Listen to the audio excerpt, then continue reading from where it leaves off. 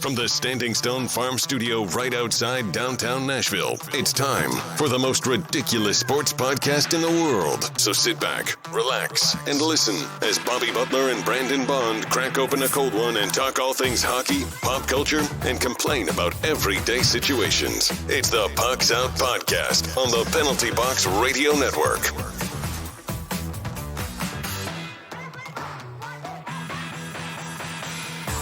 Welcome into the most ridiculous podcast in sports and pop culture. I'm Bobby. He's Brandon. Heyo. We are here at Tailgate HQ with Nashville royalty, Paul and Zack McCann. Boom. You can find us on the three majors of social media at Pucks Out Pod, and you can find them on Slapshot Radio on 102.5 The Game, Wednesdays at 6 p.m. Central. How are you guys doing this great afternoon? Well, thank you for having us, guys. We really appreciate it. It's gorgeous out here at Tailgate, and man, this little barn is nice breeze going. God, you could have picked a better day. It could have been really bad without any breeze out here. Yeah. I mean, it's a hot late June Tennessee day, so I'm very glad that we got a little breeze. I'm glad Tailgate has hosted us, and it's clear that you guys are not very familiar with us, or you guys probably wouldn't have joined us. So, so if we're being honest, we appreciate. I'm just wondering, when does Wayne Gretzky show up? I was told that Wayne Gretzky would be. Sorry, here. this is Messier is showing up in a bit. That's what we told you. Wayne. Honestly, obviously, we told you Gretzky was showing up, so you'd come. Yeah. It turns out that we hired an impersonator. You lied. Yes. Okay, good. Yeah, that's good. I can handle it. I mean, it's we like to say. Bent the truth is how we like to say it on the podcast, Paul. Okay, whatever. So today we are covering the NHL playoffs. We're talking life, hockey, pop culture, and so much more. Sandwich draft. We got a sandwich draft. Sandwich draft. Don't forget about the sandwich draft. Zach here's got the first pick. Zach, how are you doing, man? I am doing fantastic. Glad to be here today. You know, we've already done some fun stuff video-wise. Already feeling a little socially lubricated, so we're good to go.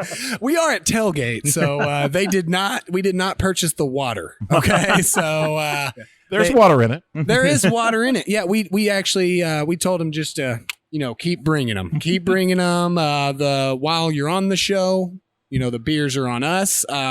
We'll send you the bill later. It's no big deal. Perfect. The show goes late then. So before we move on, don't forget to check us out on What a Maneuver and Patreon to support the show. For the last couple of weeks, you've been hearing us promo where we are right now, this show. But hopefully in the next couple of months, we will be somewhere else.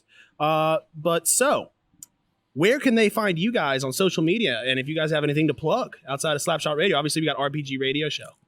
Go, Zach, go. Please, no, absolutely. You can follow me on social media. All social medias at Zack McCann 47, and yes, the 47 is for Alexander Radulov. Sorry, I'll never give it up. You can also not the year you were born. No. Okay. Don't let the bald head fool you. I also am on the RPG Radio Show, which you can check us out. It's a Dungeons and Dragons podcast, so make sure you check that out as well. And, of course, follow us on Slapshot Radio 1 on Twitter, Slapshot Radio on Facebook, and listen to us either on podcast networks or live on ESPN Radio 102.5 The Game. Yeah, what he said. and you can follow me on Twitter at PredPAPaul. Also, I've been a writer for Eklund on Hockey Buzz Radio for the last 16 years. Just resigned that over the last month or so, but remaining as a guest columnist with Hockey Buzz. So whenever I get a crackpot idea, I'm able to go ahead and just post it and take the flaming from the boards. I'm sorry. No, I was just going to say, was that resignation because you're planning on joining the Pucks Out podcast? No, actually, it was. You know what? The funny thing about it is, I have a day gig that really was taking the time. I could not devote the time to the coverage that, quite frankly, Nashville deserves. So I wanted to step aside to somebody else. But Eck was real nice and just said, hey, you can keep on writing for us whenever you get a crazy idea. I'm like, okay, I can deal with that. Awesome. So I know they're bringing in another blogger to go ahead and cover the Predators beat. So I'm looking forward to seeing that. Well, I feel like you really undersold it. I think that there's one other major place that Nashvillians can go and see you. Is that correct? Let's see. Yeah, if you've been around Bridgestone Arena anytime in the last, 14, 15 years? He's that guy. Aren't you that guy that stands out on the corner and yells crazy stuff at people? That's exactly right. Yes, I am. I stand at the corner of 5th and Broadway all the time and just yell at people. That's what I thought. Exactly. And the funny thing about it is they gave me a microphone. No, actually, Their mistake. big mistake. No, about this year will be my 16th season behind the mic at Bridgestone Arena, being able to do the Preds PA. And it's that's a dream gig. I've really enjoyed it. And what's funny is that Zach and I have been going to Preds games since year one. We're day one season ticket holders. 310 till we die, right? Absolutely. And what's fascinating, our season tickets were in section 310, and honestly, this year, because of COVID, I did the PA from section 310, so it was kind of fun to go back home. Sure. Who says you can't go home again? Exactly. Well, a lot of people. Well, I don't know if I can speak for Bobby. We usually have differing opinions when one of us has an opinion, even if we agree. But having you on is a awesome thing. Obviously, Zach as well, but to be able to say, thanks, Paul, in person here on the podcast is really awesome. We really appreciate it. I see what you did there guys. by taking that stance first. Now I've got You've got to go against. You got to be against. I got to pull the Paul Max on. Kellerman and just be devil's advocate. I guess. I don't dislike you, but I cannot agree with Brandon. I think Brandon Stephen A. Smith. Ooh. Oh, whoa, Zach. Stay off the weed. Bobby is the Stephen A. Smith fan here, okay? I'm excited to hear Stephen him. A. I'm excited to hear him cover hockey. Hold on. So, yeah. Hold on. Don't do it. I agree with Stephen A. Smith. Oh, my goodness. Oh, my goodness. I can't believe you said That's what happens when you edit the podcast. I get to pull things like that. But, all right, let's move into some hockey news. Everything you need to know about what's happening on the ice. It's time for news from inside the boards.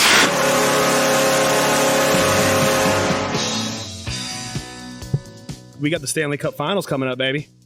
Last night, after a 1-0 victory over the New York Islanders, Tampa Bay is heading for the second year in a row to the finals. What are you guys thinking? Are you guys excited? I'm sure you guys are. Actually, I would have loved to have seen Barry get back to the Trotz get back to the Stanley Cup final. However, I thank the Lord that it didn't happen, only because a New York Islander Montreal Canadiens Stanley Cup final would have been an abject disaster for this league. I mean, and Zach, you talked about it on this past Monday's show. This is a copycat league. Absolutely. So, this is a league where the successful teams drive what the non-successful teams do. So if you have a team playing that 90s style, not quite neutral zone, trap, clutch and grab hockey, but as close as you can get in today's modern game, then that is what you're going to get from the rest of the teams. I want teams that are built like the Tampa Bay Lightning and, frankly, like the Montreal Canadiens as well. I honestly would have loved, and we talked about this, I would have loved to have seen a Vegas Tampa series. It would have been breathtaking hockey. Mm-hmm. I think Tampa would have absolutely killed them. Yeah. But I would have loved to have seen that. Now I've got to get behind Montreal. It's the old thing of, who's got the old guy without a cup, and that's, they've got two. And they've got two. They've got Carey Price, and they've got someone that's near and dear to most Nashville Predators fans' hearts in Shea Weber. The only problem I have with that is that Montreal also has Corey Perry. Right. And I kind of compare that to, it's like rooting for, your worst enemy to go over a cliff in your brand new Maserati. It's just one of those things you just look at and go, I'm going to hold my nose and root for him, because honestly, I am really not a big Tampa Bay fan, and I'm just looking forward. I'm hoping, all right, go ahead and give Canada another cup. It's been 30, 60, 90 years since the since was Montreal the last team to do it? In, so 26 years, yeah. In 93 was the last time they did it. Yeah. So it's been 28 years. We'll give them another cup. So what the heck? We got our predictions on the video segment, and I believe I was Montreal in 6. Zach, you were Tampa in 6. Paul, who you got? What's your prediction for this final? Oh man, who do I want to curse? I've kind of gone back and forth. I really believe Tampa should absolutely roll in this one. I think the matchups just are a nightmare for Montreal. Yeah. I don't think now.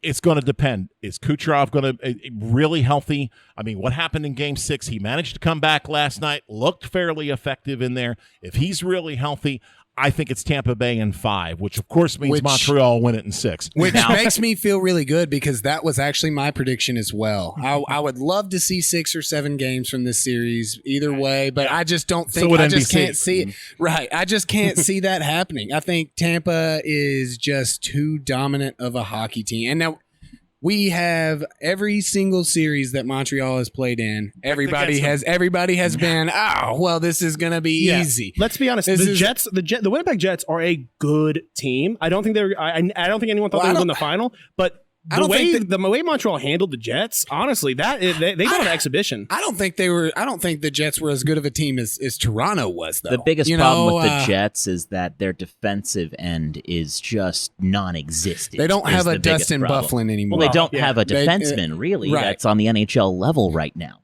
Yeah, I completely agree with that. I mean, it always felt like Tampa had that series against the Islanders. It was when they needed a win, they come out and they bust them 8-0. It also helps when you're $92 billion over the cap.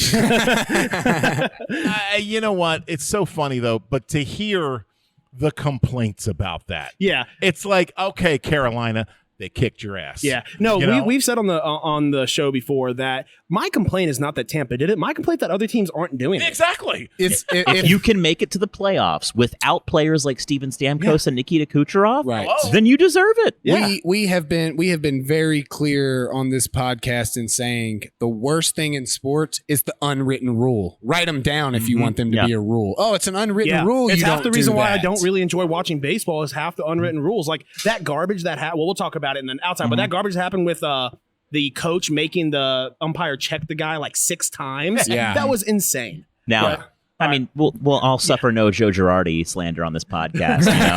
As a Phillies fan, I'm sure he was justified, and we're trying to do anything we can just to salvage this awful season. Personally, to beef up baseball, I really think they need to make steroids mandatory. I think so. I want to see everything you can do. Metal bats, everything. Let's get baseball hype again. As someone that hasn't followed baseball since '94. When it was baseball? Well, I mean, honestly, the lockout in '94 absolutely killed me. It was right after the Phillies went to the series in '93, the Joe Carter home run against from Toronto. Phils are in first place in the NL East. It goes south, no World Series. I didn't even come back during the McGuire Sosa thing. It's like I think this year it's probably the most baseball I've watched in God knows how long. Yeah, Bobby and I actually have a bet going. Of no hitters. I'm shocked, I tell you. Of no hitters. We generally try to stay away from gambling, except for always. Except for days that end in Y, right? That was it. To be fair, I have not placed a bet in about 3 months because just like at a casino, when I'm up, I leave, and I'm not one of those. Oh, I'm gonna make it more. No, I'm out. That sounds extremely smart, and I should learn figure out your plan on that. But not me. But we have a no hitters bet going, and early on, it started basically, is it going to break the record this year? Who set the over-under? I mean, I did. I set it at 7. So that's the record. You're at what, 4 now? Season. We're at 6. 6. That was it. Yeah. I actually have the under, and it's not looking too good for me, Paul. I'm going to be honest with you. I love this. It's like I feel like Joe Buck and Brockmeyer. I just think about it and it shows up. Man, a pink lemonade shandy just showed up out of nowhere. I'm telling you, they got good service here. I was just wondering where the Thanks Paul beer was. I actually did ask about that. You're too popular. They sold it out. Okay, so this is real. If we're being honest, this is your fault that it's not here. Okay, I don't want to blame you, but it's your fault. So 100%. We'll talk more about baseball on the outside. I think you've got a stat to bring up. I do. I never like to miss a chance to dunk on Toronto. And boy, do I have a good one to do that. Right. You're a good father, sir. Out of the 7 teams in Canada, we're going to exclude Winnipeg from this. But Montreal, Vancouver, Ottawa, Edmonton, and Calgary have all made the Stanley Cup final. since the last time that Toronto has won a playoff series. That is So, quick question. And Absurd. of course, I never miss a chance to dunk on the Jets because I always remind them of their Atlanta Thrashers history that they love to try and forget. They just can't shake the Thrashers DNA out of Wasn't them. it the Thrashers have won more playoff series than Toronto has? Yeah, Like in as the the same time. Thrashers, Yeah, in the same time Well, let's frame? put it this way. All of us at this table have won as many playoff series as Toronto since 2004. So, So I don't know this stat off the top of my head. Did the Nordiques? Did they win a Stanley Cup? They did not. They did not. Okay. Did they make a final? I don't believe they did. Okay. I was trying to remember. Because what a better stat would be is that if the Nordiques made a final. They made I think the Leafs. They made the conference final I want to say 2 years before they moved. They went to a conference final, I think, because that was a good team. And that's a city that needs. well, that's a what team. shows why Colorado was so good in the 90s, because they had that DNA. From right. the And Northeast, but the funny part about it is I don't know. I'm not one of these guys that absolutely say, because what's funny is that when an American team doesn't support their hockey team, doesn't stand up, they don't deserve it. Period. End of story. 100%. Winnipeg had worse attendance over the last 5 years of their original existence as the Jets. You could fire off a shotgun inside the Winnipeg Arena and not hit anybody, over the last 4 or 5 years. But yet it's like, oh, Winnipeg deserves a team. But no, they couldn't hold on to the one they had. I wouldn't look at Atlanta deserving another hockey team. No. They should get an airport before they get a team, in my opinion. So Perhaps indoor heat. So I think that when we're talking about Montreal City, is that I feel like in the last 3 or 4 years, there's been a shift in the fandom of hockey. I think if you look back, I think many people would have said that Seattle wouldn't have supported the team 5 years ago. I think now they couldn't keep a basketball many team. people also said the same thing about Vegas 5 years ago, that they'll never support a hockey team, and Vegas is selling out. I think that people are so desperate to go to events. I'm waiting. I'm sorry. Jury's out on Vegas. Really? To me, the jury is out on Vegas. Now, I will say they have not had to go through a rebuild. True. They have not had a year where they have missed the playoffs. They're spoiled. Here's the thing. They didn't get that real opportunity that every other expansion team have. It was my biggest problem with the Predators. You had to go through. We had a couple good players. We had to go through some rough times to get where we are today. Yes. Vegas came in and had a better team than half the league. Now, with I will who say they were able that, to take. Vegas is a very unique situation that most cities, they might have, let's say, 15% tourists. That is a maximum. 50-50. At Vegas, though, you've got so many people just in town who so many events are sold out every night, and people who last minute, and that people who go into Vegas. I think they said that somewhere like 30% of on a nightly basis of fans in T-Mobile Arena are out of towners who bought at the gate. That is a large percentage, and I think that they're going to rely on that. Let me ask our guests something that see what they think. Do we think that this is a product of the protection rules that were put in place by the NHL? I mean, they did not allow a lot of protection for bigger players. I think it was a perfect storm, honestly. I think you had the right coach and the right general manager at the very right time. And the fact is, GMs around the league, they're dumb, but they are smart in a lot of respects. They had no idea how to handle this expansion draft, which led to them making some curious moves like Jonathan Marchessault, we're going to, give you him, and that's going to be fine. I mean, James Neal was a pretty obvious based on the rules. I'd make that. It's a great. Yeah. I'd do it again. Yeah. I would do it again too, but that is a great player to be able to just pull into your team year one. A great to leader. Have Marc-Andre Fleury available. That's why I don't think, I don't see Seattle as a playoff team next year. I don't either. Especially with their. They have a chance in a weak division. Ron France. But Dave Hackstall is not the choice. I agree. I agree. He had so much success in Philadelphia. I honestly, as much as I dislike this choice, I think Babcock would have been a much better choice to start a team. I don't know what you guys think, but I just disagree. I think Mike. I think Babcock does not deserve to even be coaching Pee Wee hockey. He is a toxic and dangerous coach to anybody he is near, and that might be I don't disagree with that, but I think it's a say good what's really on your mind. Don't So, sugarcoat it. but we really sugarcoated here. Here's on my this biggest spot. problem with Seattle's choice is that what kept them, I'm sure there was a lot of behind the scenes things, money, a month ago getting Gerard Gallant. The Rangers got him.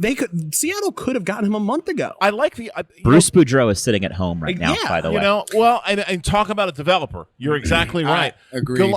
Gallant, and had the expansion experience as he was Vegas's first coach. Probably why he wasn't interested. I imagine. Probably why. But I'm sorry, I think the obvious choice for this is a guy that had already developed a young team, had already put it together, and got some good work out of him. I don't know why Rick Tocchet was not hired on that. He did a phenomenal job in Arizona. Getting that team through all of the off-ice crap that continues to go on in the desert. I mean, you look at that and say, I don't understand why he wasn't the choice. I really don't. And when I saw that come across NHL Network that it was Dave Hackstall, I was just as a secondary Flyer fan, I looked at it and went, "Oh my God, did they not watch 3 years in Philadelphia?"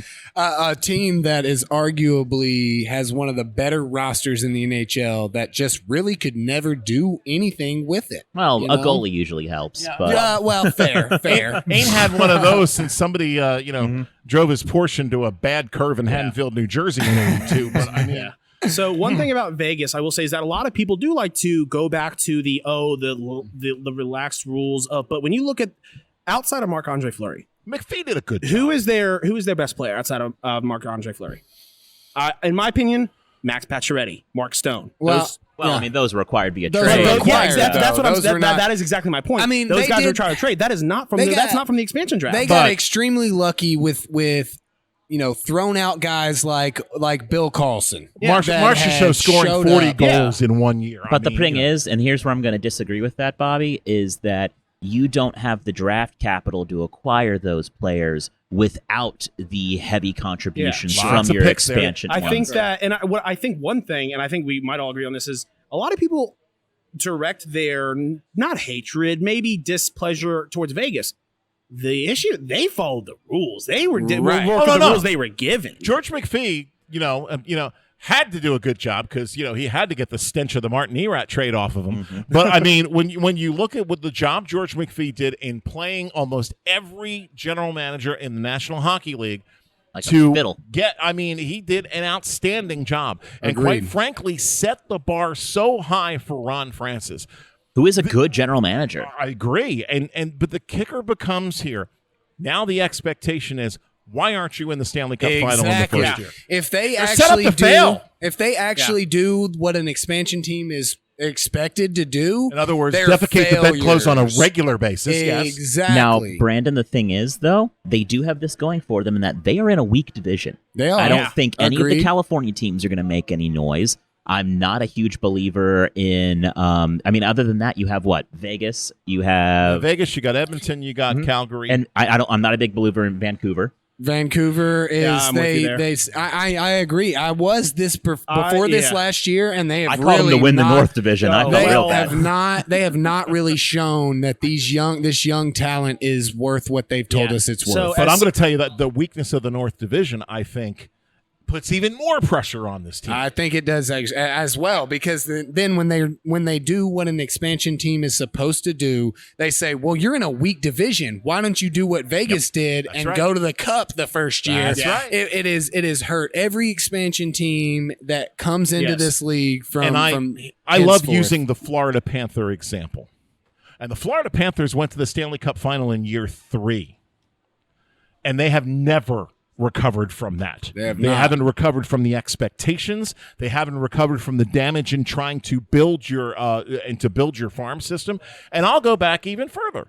Go back to the Philadelphia Flyers. They won a cup. They were the first expansions team to win a cup in the expansion era. 1, 2, and 74 and 75.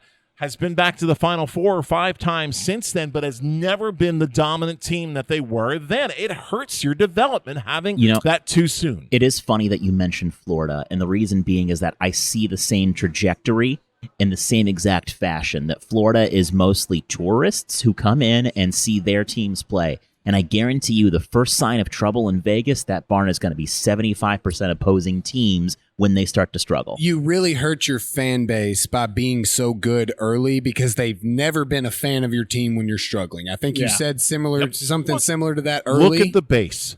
Look at the base in Nashville. Just use that as an example. This team struggled the first couple of years. A lot of fun. You give the game ops group all kinds of credit because the entertainment factor was built by that first group. Brian Campbell, that group built the entertainment factor in Nashville. And now we're able to carry on to that and augment what is on the ice. Now the entertainment is on the ice and the game ops augments it. Yes. In the first couple of years, it was all about the game ops. Absolutely. It had to be. The team had heart. The team played well. For the talent level that they had. Right. But, once this team made the playoffs, I remember how nuts this town went when Adam Hall scored the first playoff goal in Detroit. I literally was at a grammar school soccer game, and I think you were playing, if I'm not mistaken. Yep. All the parents watching there went nuts when Adam Hall scored the goal when they heard Pete Weber calling on the radio. Yeah. I think that, 100%. Nashville, in my opinion, was the perfect, and I'm trying to think of the word, the opposite of a variable, the perfect test subject for an expansion team. We have that weird mixture of hometown people and tourists. We went through a decent amount of bad years mixed in with decent years. Then we blew up, and then we dipped. Now we're in the middle. Now we're dipping, and it's a great sports town. Nashville loves sports, and we love what you bring to the table. We love a good event. We love atmospheres. We love events, no matter what. Love a good event. Absolutely, love a good event, and I really appreciate what you just said was.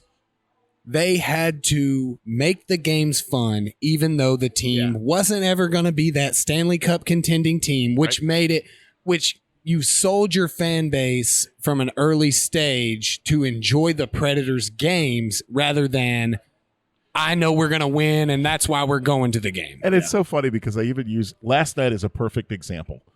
Now, obviously the tradition in Nashville is what star is going to do the national anthem, and Tampa did their anthem last night, and the young lady usually does a really good job, but my lord, she murdered it last night. Yeah. Was it a Fergie? Not as bad as it was pretty close. Last note was about a half a step down. Home of the Brave was about a half step off, and it was painful. Yeah, it was rough. And you look at that and go, come on, guys, this isn't hard. Mm-hmm. Yeah. Imagine if Keith Urban. Now, I don't know if we have a lot of room to talk, considering, how many people we've had forget the anthem and all that sort of thing with our celebrities.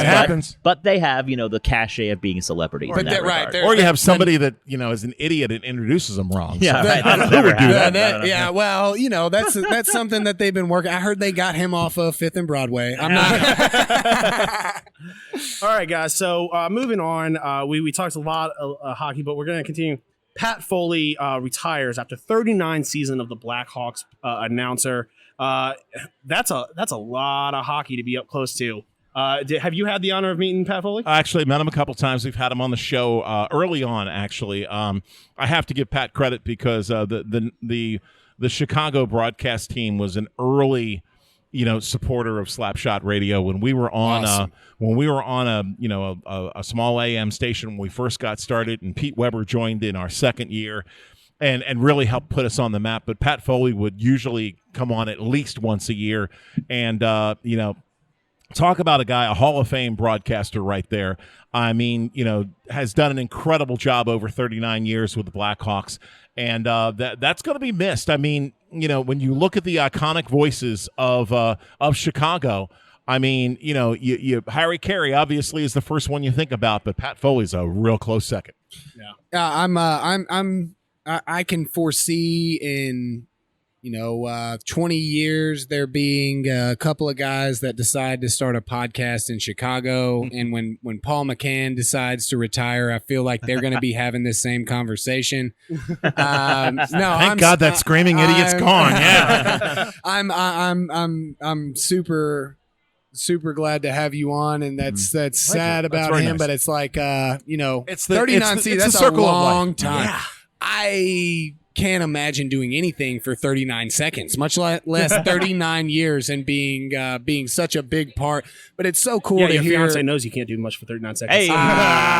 Boom, boom, boom, boom. But, Thank goodness kids don't listen to this I podcast. knew that was coming. Because when you proposed, the only time she said yes. That is, yes. I'm not even rich. I don't even understand the. Yeah, I mean, look, I really have nothing that.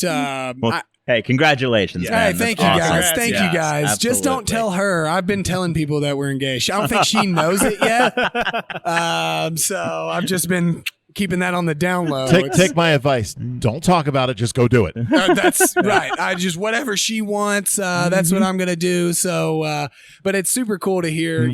Big rivalry, Nashville, Chicago, and then that support that comes from all sides. What we found though is that the rivalries are the most fun. Yeah. It's like hating on Chicago is a blast. Well, one of my things I used to do, because I lived in Chicago for 5 years, is I actually had a podcast for a few years called Central Divided, and it was myself and a Blackhawks fan, and we just would talk trash about the Central Division together the whole time. It was a blast, because that's where the fun comes in, is That's what ribbing other sports is fans. about, right? It's tribalism. Well, Yeah. I can certainly remember going to visit this guy up in Chicago, and we attended a play that he was in, and then went to a bar to watch the end of Kelly Yarncroke putting a dagger in. Yep, So, yeah. of Kelly Yarncroke, winning, scoring the game winner against Chicago, in Chicago.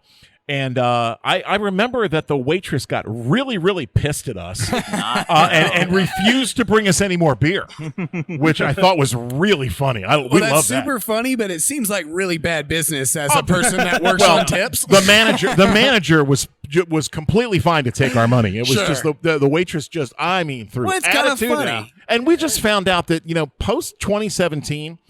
Wearing a Preds jersey and carrying a broom on Michigan Avenue will get you dirty looks. It is. It turns out they did not like They that. don't like that. I don't Used understand to, why. it was a funny joke. Couple wrong turns, you're going to get Ha-ha. more than dirty looks. My little, my little brother, what's up with you? And now it is, my little brother can now beat me at basketball Yeah, or baseball yeah. or It's all fun and hockey. games, though, as a Preds fan in Chicago, until you have to figure out the metro system or the train, and you're like, I don't know where I'm going. It's They easy, don't will worry about it. send you. Hey, they're like, Oh, hey, you yeah. want to go to the South Side? When I was in college, a buddy of mine went up to go see the USA versus New Zealand All Blacks, and up at Nice. Soldier Field, and we stayed with an alumni in Chicago, and he's like, okay, you're gonna get on the green, go to the blue, go to the orange, got it. Leaving, apparently it's different coming back, and we just no idea. Green, And- blue, and he wasn't, orange, and he you're wasn't, like- and he wasn't answering his phone, so we ended up having to take a cab. Yep. And taking a cab 40 miles outside the actual city limits. Not good. Pricey. He's like, we get there, and he's like, that's $250. I'm like, oh, no. So are you fast? Because I am out of here. Well, right. at that point, I realized I should have had him pull up like a block away. Then but I'm also like, all right, man. And my buddy's drunk, passed out, so I'm Respect not the getting his hustle. money. Yep. Right. But You just got to bite the bullet at that point. yeah.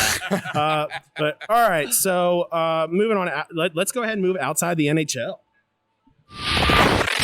Now that you know what's happening inside the boards, time for the rest of the headlines with news from outside the boards. We haven't given him a shout out in a while, but we do want to say big thank you to Charlie Saunier for doing these bits. I recognize Crazy Charlie. Yeah.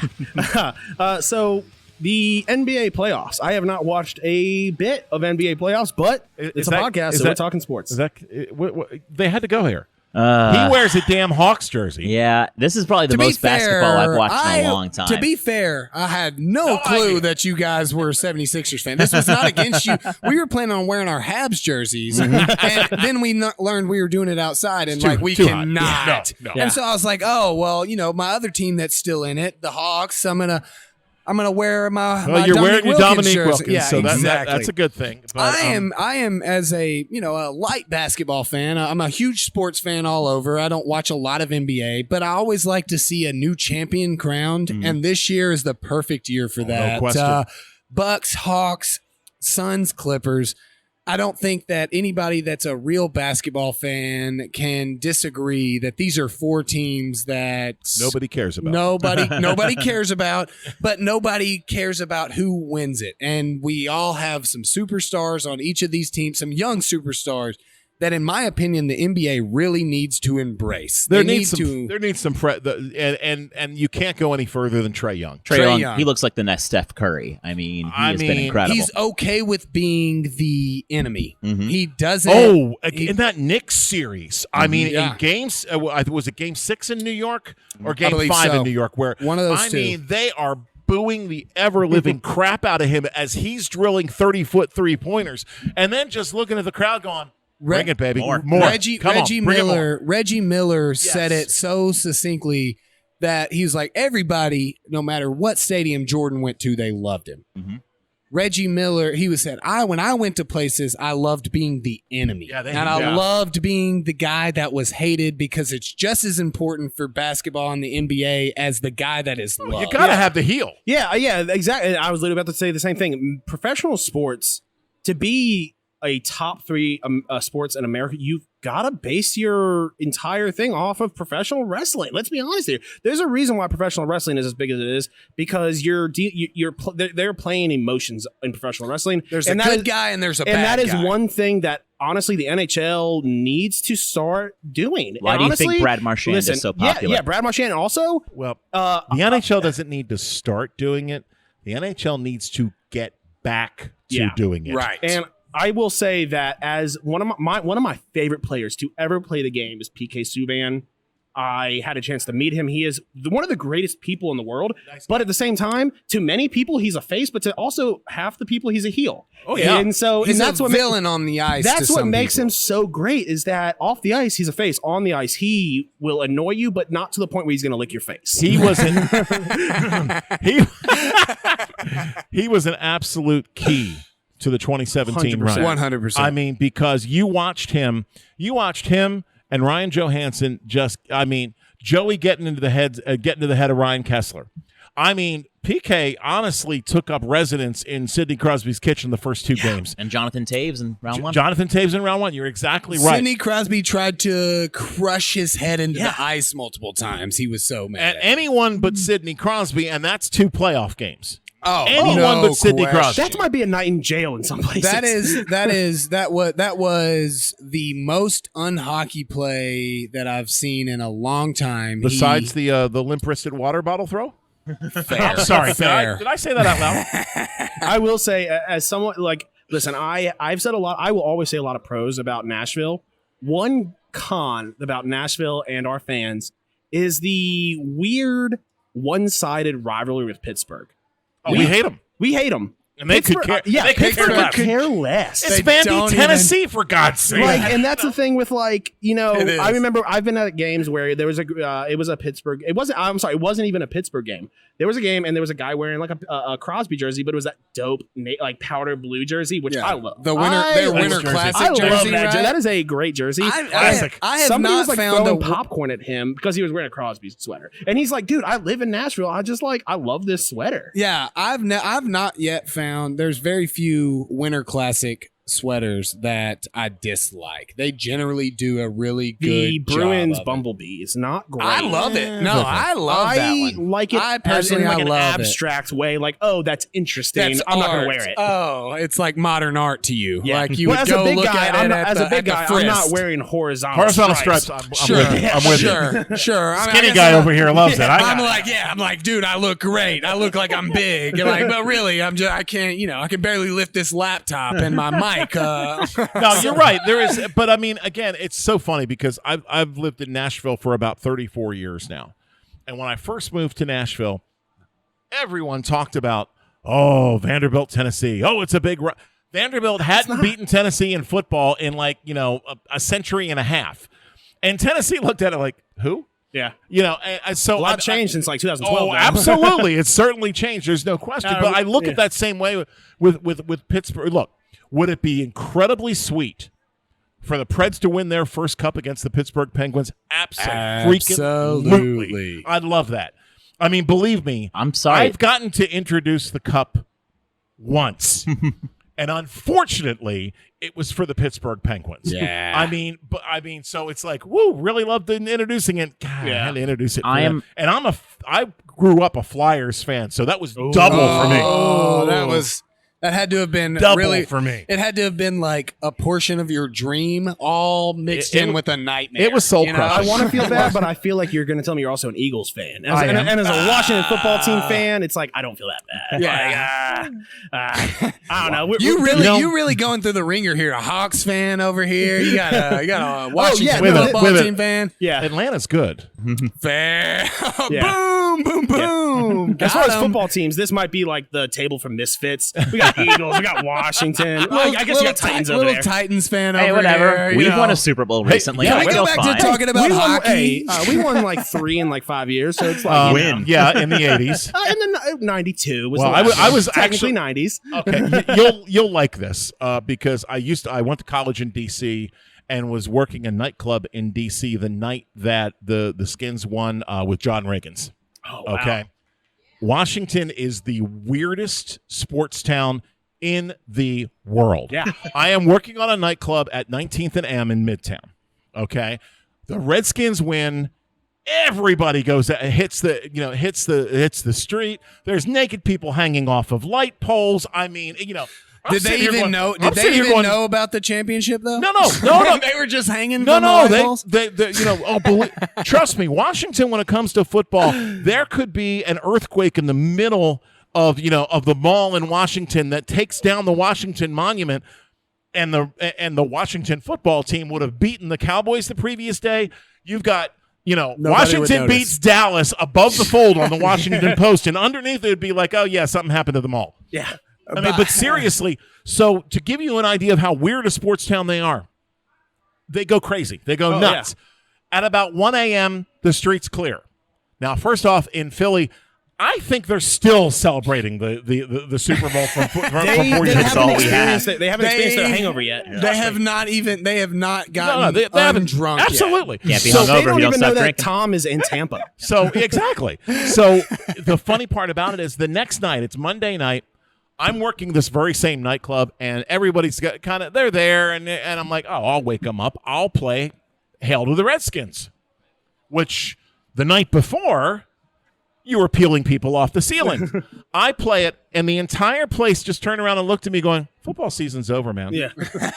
I mean, I could play Fly Eagles Fly now in the middle of Philadelphia, and the place would go bonkers. Well, Go Birds is a Philadelphia hello. So. Yeah, that's true. It's very true. I mean, you can hear an Eagles chant break out at any You hear Philadelphia sports event. him at Phillies games all the time. Yeah. So you're at a funeral and like somebody in the back is just like, let's get this going. Yeah, I'm dude. sorry Let's for your hype up loss. this Go funeral. Birds. Yeah. Yeah. No, listen. You as say a- that like it's a weird thing. I did not. Yeah, As a Washington fan, that is legit. Like once the season's over, it's like, okay, what's next? Like we're not gonna be now. Half that's because being born in '92, I have only known defeat. Pain. My entire life, my existence in football is pain. Yeah. It's RG3 broken. Yep. Whoever the next guy is broken. Well, you know what? And unfortunately, the Eagles Super Bowl 3 years ago was the first championship, actually the second championship of my lifetime. The first one was the year I was born. I was 3 weeks old. So, yes, trust me, I know your pain. But all right, so what we were planning on talking about for this section, Bucks versus Hawks. It is tied. The series is tied 1-1. What do you? For those of you guys who are watching, how does it look? I'm assuming that the Greek Freak is being the Greek Freak. I mean, I had him in fantasy. So honestly, the Hawks are comparatively to hockey. The Hawks have been a lot like Montreal has been all the way through it, where they just can't win this series, and then they win, and then they're not going to win this one. Well, Atlanta And stole then they game win. 1, and they looked very good doing it, but last night was an absolute masterclass by Milwaukee. It was a beatdown of epic I think it was proportions. 125-91. And it wasn't that close. Down. Right. It was one of those, okay, we got to take some guys I do out. want to type of say, deal. and one thing I've never really got a chance to talk about is the phrase "they stole." In my opinion, unless a team lost because another team scored an own goal, there is no they stole. No, but NBA home Again, home I didn't watch the game, so- Home court advantage in NBA means more than almost any other type of sport. And that's what I mean. You stealing because they do Winning a a two, road they game. do a so two, that's they what do you mean a by th- stealing a road game. Yeah. I didn't know if it Because was like a stealing home court advantage, They're the way predicted that- less teams. So okay, the way that NBA does it, they still do 2-3-2s, right? And so 2-3-2s are so important to one of those first two games. Oh no! It is 2-2. It's 2-2-1. Okay, 2-2-1. Yeah. Well, but it isn't so important to those first two games of the home team. If the home team goes away 2-0, it's almost the 9 NBA times out of 10. The NBA that has team is gonna never had someone come back from a 3-0 deficit in their This is entire wild. history. It So I is, mean, that's how important it is. No, So, didn't the Cavs come back from 3-0? No, it was 3-1. It was 3-1. You're right. You're right. Yeah, I mean, it just doesn't happen in the NBA. I mean, basketball is so Basketball is one of those cognizant. sports that you always talk about changing the momentum of a series, and I just don't think that exists in the NHL. I think each game is its own. Yeah. everything is its own microcosm. I see very of, little carryover. But you know what? You see that in the NBA. Yeah. You see a team start building momentum. You saw it in the last round. Yeah. You saw when As soon Atlanta as the won. Sixers blew that game. So they blew the first lead in Game 5, and then it was like, Then I'm sorry, Game 4. Yeah, they blew it in Game 5, They and blew it was in over. Game 5, and at that point, it didn't matter that they won Game 6. You know they weren't going to go forward, and I think you see that momentum in the NBA, and I don't think you see it in Major League Baseball. I don't think you see it in football, and I don't think you see it. I think it's how much it's how cognizant of these 5 players are of the fans. Yeah. Whereas the NHL, you got a Proximity, whole wall, Yeah, and you so- are worried about getting knocked out, and you're not worried about Yeah. these guys externally. Whereas in the NBA, Spike Lee Yeah. over here, Jack Nicholson Exactly. over Yeah, there. and, Like, and listen, as they're visible. 2 points. So, as someone who I've never played a play of organized basketball in my life, but I've seen it in college. I saw a good bit in high school. I saw a good bit of basketball in the stands. As someone who is a over the top heckler at basketball games, It you helps. can tell. Listen, I have said some ridiculous heckles at a lot of sports. Nobody will cares. beat the time I was a freshman at Austin P, and we were playing Murray State, who's like the big rival. We call and I've done a couple of OVC tournaments. I know when those two get and together. the guy, this was a regular, and the guy was taking a free throw, and I said, it is my go-to heckle when I really want to get into someone's in, and the crowd is silent, and I call him a prom night dumpster baby. But the fact that both he and the ref stop and look at me, I was like, oh, I just won. I won. Right. And he is basketball. airballed both free throws, and I was like, yeah. And so that it really goes to show that, like, but also another aspect of why I think that there's not a lot of carryover is when they're already such high scoring games. For example, in the NBA, if you beat a team by 50, 60 points, that sucks, but you're going to come back. In the NHL, if you beat a team by 9 goals, that is demoralizing. Yeah. Like we saw, the moment Tampa won by 8-0, I was like, Islanders are done. But if you I think say that was more seeing what Tampa But could we've do also than it seen was that the here. Islanders didn't step up to the Vegas plate. pasted Like, Montreal. They won. Colorado posted Vegas. They won. I think there's a difference between us. I disagree. Getting beat by 50 in basketball is the absolute most demoralizing thing. I want to be very that clear. can I happen. don't watch basketball, so I'm taking a shot in the dark with that. Well, that is a hot zero. take. That is not a scientific experiment. I went to MTSU during the Kermit Davis days, and I don't know if you guys were, aware. Oh, yeah. We played Ole Miss. Remember Marshall Henderson? Taking down Michigan State. I got inside that guy's head, and it's exactly as you said. Like, you can get inside a basketball player's head, It is and it funny. changes the game. Because we've seen that, and it's a riot because I went to Catholic U in Washington D.C. As someone that was from D.C. over here would know. I've lived in Northeast for quite a while, but at the time I was there, we were ECAC Division I, and we had this thing they would call counting them out. And I mean, literally, a guy would get to the free throw line, and there is 100 drunk, frat boys, every time the ball I don't hit, know about it though. No, count, I don't count the either. dribbles. You You count the count the dribbles. dribbles, and it would be 1, 2, 3, and then Because it's not that it gets in the head. It's just like I don't know if it's just like their inner OCD. It messes with them. Oh, in a weird well, way. the funny thing about it is they'd skip numbers, and you could see Yeah. it mess with them. Yeah. I mean, I've seen a couple of the most insane crowd get on somebody. I was in Veterans Stadium when the Phillies fans against the Dodgers in the playoffs chased Bert Blyleven unmercifully. I mean, 70,000 fans just on this pitcher, and you visibly saw him shake apart. We saw it. We My were at the favorite game. thing was here in Nashville, actually, against those same Montreal Canadiens. Goalie by the name of Jeff Hackett had rabbit ears for when Always did. When Nashville, that for some reason, the Nashville goalie chants got to him. Yeah.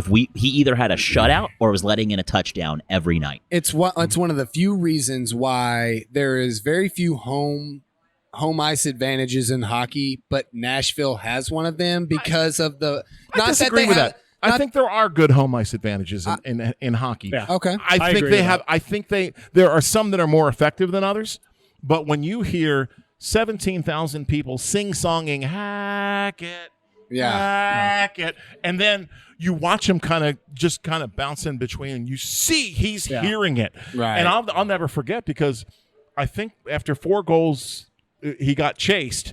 And I mean, the crowd did not let up. No. They kept chanting his name going for 5 minutes after he was back in the locker room. So, I mean, it's really fun. Now, also, home ice advantage has another thing to do with it, where just the actual place, like Joe Louis Arena had great home ice advantage because the boards were so weird in that arena. Right. Well, sure. I'm talking about a fan base affecting a game, whereas we treat hockey I think like Winnipeg college has football a great here. atmosphere for the fans. Well, design of the, you've got the design of the place itself. It's an extremely low roof. There's only 14,000 that can get in there anyway, and I mean, it's such a low roof that place is an absolute echo chamber. Yeah.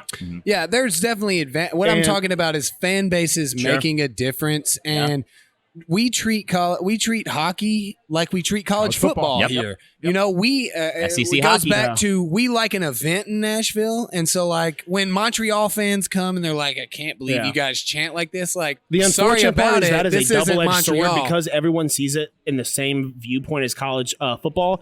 You lose 2 games in a row, and it's the sky's falling. Yeah, that's the for sure. That is for the sure. that is what I call the SEC disease of Nashville Predators fan. Is All that right, first of all, so the on it. SEC is not a disease, buddy. it is when you You are so dead bang on it. It is. It is that, and I don't call it SEC disease. I do call I made it. that up on the spot. that was Nobody. I perfect. call it That that. was so good. but I do call it the football mentality. Yes, Because it is let's a face football it, in college football, a 1 loss and you're out of the national championship hunt most of the time. But unless you're Alabama. unless you're Alabama. But I mean, when you look at the National Hockey League, nobody goes 82-0. Exactly. Nobody goes Yet. 70-12. Yeah. So I mean, a loss doesn't kill you. 2 losses doesn't kill you, and that's been 20 thing. losses doesn't kill you. Yeah, Well, especially it was- if 10 of them are in overtime. The Preds example Ask Dallas. this year was so perfect to explain exactly what you said, where first half of the season, the sky was falling. We gotta trade it, and for absolutely good reason. But we got to trade everybody. We got to do everything. This is the worst team I've ever seen. And then all of a sudden, that same person that would have told you this is the worst hockey team I've ever seen was the same guy that was mad that we lost to one of the best teams in the league this year in the playoffs, and played them a good series, in my opinion. So moving on, and we are moving on in about an hour. We're about halfway through this. So Suns versus Clippers, 2-1 for the Suns. They play tonight. In 15 seconds, what are you guys' thoughts on this series? If you Devin Booker is amazing. What he said. Yeah, I mean that. If we only get 15 seconds, I Devin agree. Booker, I haven't seen it, so Haven't watched a game. Don't care. Devin Yeah, I'm Booker, with you. DeAndre Ayton are the future of this league and the NBA. In my opinion, really need to embrace them. Or if you got to stick with LeBron James, and you have to expand your league and embrace all teams and all future stars. And I feel like that's the problem of the NBA. Is Devin Booker and DeAndre Ayton are stars of this league that you give no credit to and make it a boring series when they've been one of the best teams. They went from second worst in the league last year to bottom four of the or top four of the league. And the NBA really has to embrace that. Yeah. And so that's what I would want to say. I don't care either way. I want the Hawks to win it all. Yeah. That's my choice. So, all right. So let's move in. Today, normally we have a main topic of the day. And today, listen, you guys are our main topic. So we got a couple. I'm sorry. That's not weird. That's well, you're not really weird. scraping the bottom of the barrel, aren't you? That's not weird, okay? We're not going to touch you weirdly or anything. We're Catholic. It's cool. Yeah. You lied to me, Zach. Boom, boom. So right out the bat, when did you guys first experience your love of the sport of hockey? Go ahead, son. Well, I mean, mine is thanks to this guy right here. Thanks, I mean, being, having the Preds come into the league. And it's funny because I remember watching some Flyers games before the Predators came into the league and be like, yeah, this is pretty cool. And then as soon as we went to our first Preds game, I decided, Preds and Flyers, that was my thing. I had a Philadelphia Flyers themed room when I was a kid. My brother had a Predators themed room. I mean, it was just, hockey was it. And then honestly, I really enjoyed it. But I was, really involved in theater and soccer and some other stuff. But it wasn't until I moved away to Chicago that I got heavily into hockey because it was a good way to connect with my dad who was here in Nashville. And so that was the point where I started to get into more of the analyst perspective of things, learning the game at a more analytical level and really thinking critically about hockey. And so, I mean, I think that was probably it. For me, actually, it was the Flyers in the early 70s. Philadelphia at that point was crying for a winner. The Phillies were terrible. The first year I can remember, the Phillies blew a 6.5 game lead with 12 to play. Is the first memory of baseball that I have. The Eagles, oh my God, were they bad? Didn't you guys try out bartenders and stuff at one point? Yeah, actually, I will tell you, if you've ever seen the movie Invincible, the Vince Papale, if you've ever seen the first 5 minutes of that movie is absolutely spot on. Yeah. That is what the 700 level was like in Philadelphia. They just, it's like you're getting beat 35 to 3. It's snowing out. It's the last game of the season. You're 3-11, and somebody tries to leave 2 minutes early, and they're like, "Sit down. There's a game going on." Yeah. No one left. Which the Stepford fans kind of heard it. Right? So it was very much so. So, I was a Flyers fan, but my the thing that really sealed it for me was the Cup in '74. It was just it was amazing to actually, oh my God, one of my sports teams actually won a championship. Holy cow. And then did it again in '75. So, it literally was that. And I think the thing that really, really sealed it was '80 with the Miracle on Ice. I was a freshman in college. I remember all throughout the colleges, people were hanging American flags on hockey sticks outside of dorm rooms, and they were just, those are the three things that really super cool. That's really, a really super cool, historical, awesome. I'm old, okay? No, I'm not saying that as a downgrade. I'm saying that as I'm jealous. Yeah. I would have loved to have been a part of something like that. That sounds amazing. Obviously, couldn't watch the game live. It wasn't shown live in the United States, but boy, I watched every second of it when the and again, without the internet, without immediate, nobody knew who won. Yep. Yeah, that is such a weird. Isn't that a weird concept? The internet has really had made you choose to be a sports fan because you have to be a live sports fan. Because a live sports fan is so important now because it's just not of. Because everybody knows that you're never going to get away from it. You can't get away from who won the game or whatever. Imagine being in Vegas for that game, just waiting for that result to come in because they probably get gambling on it. And it's absolutely. the 80s, so a lot of cocaine. I stayed up. It was no problem. So if not hockey, what sport? What sport would you guys be super involved in, intrigued with? With me, it would, I always love football. Always have. But I will tell you one other sport that I absolutely love. It's not really big around here, but it was huge in the Northeast, still is. And that's the sport of lacrosse. I wish that it was bigger here. Professional lacrosse, outdoor lacrosse I really like. But there is a small indoor league that is literally hockey on foot with guys with bad attitudes and sticks in their hands that will beat you with them. Yeah. I love it. Lacrosse I love that game. As a native Marylander, lacrosse was a weird Like, it was almost like Canadian sea hockey. Like, even if It's you don't want to huge. play it, you're going to play it. Like, growing up, you're going to play lacrosse. Right. And I played it. I was a goalie. I played other positions. And eventually I just grew out of it. But out of all the sports I've played, that was the one sport where it's like, yeah, like that's like you're supposed to play that as a Marylander. I'm like, just surprised it's not bigger because yeah, it is. It's It is a fun sport to watch. It's a combination of every. College lacrosse is awesome to as watch. every Championships for this weekend, actually. So. as every sports fan's. It's a combination of every sports fan's favorite aspect of sports, and I Speed, can't believe it's scoring, bigger. fun. Yeah, I agree. Hits. Yeah. And as someone who played a goalie, it's amazing that you can just like lead at any point in the game. You can decide, I'm going to go blindside that guy, and they can't touch you.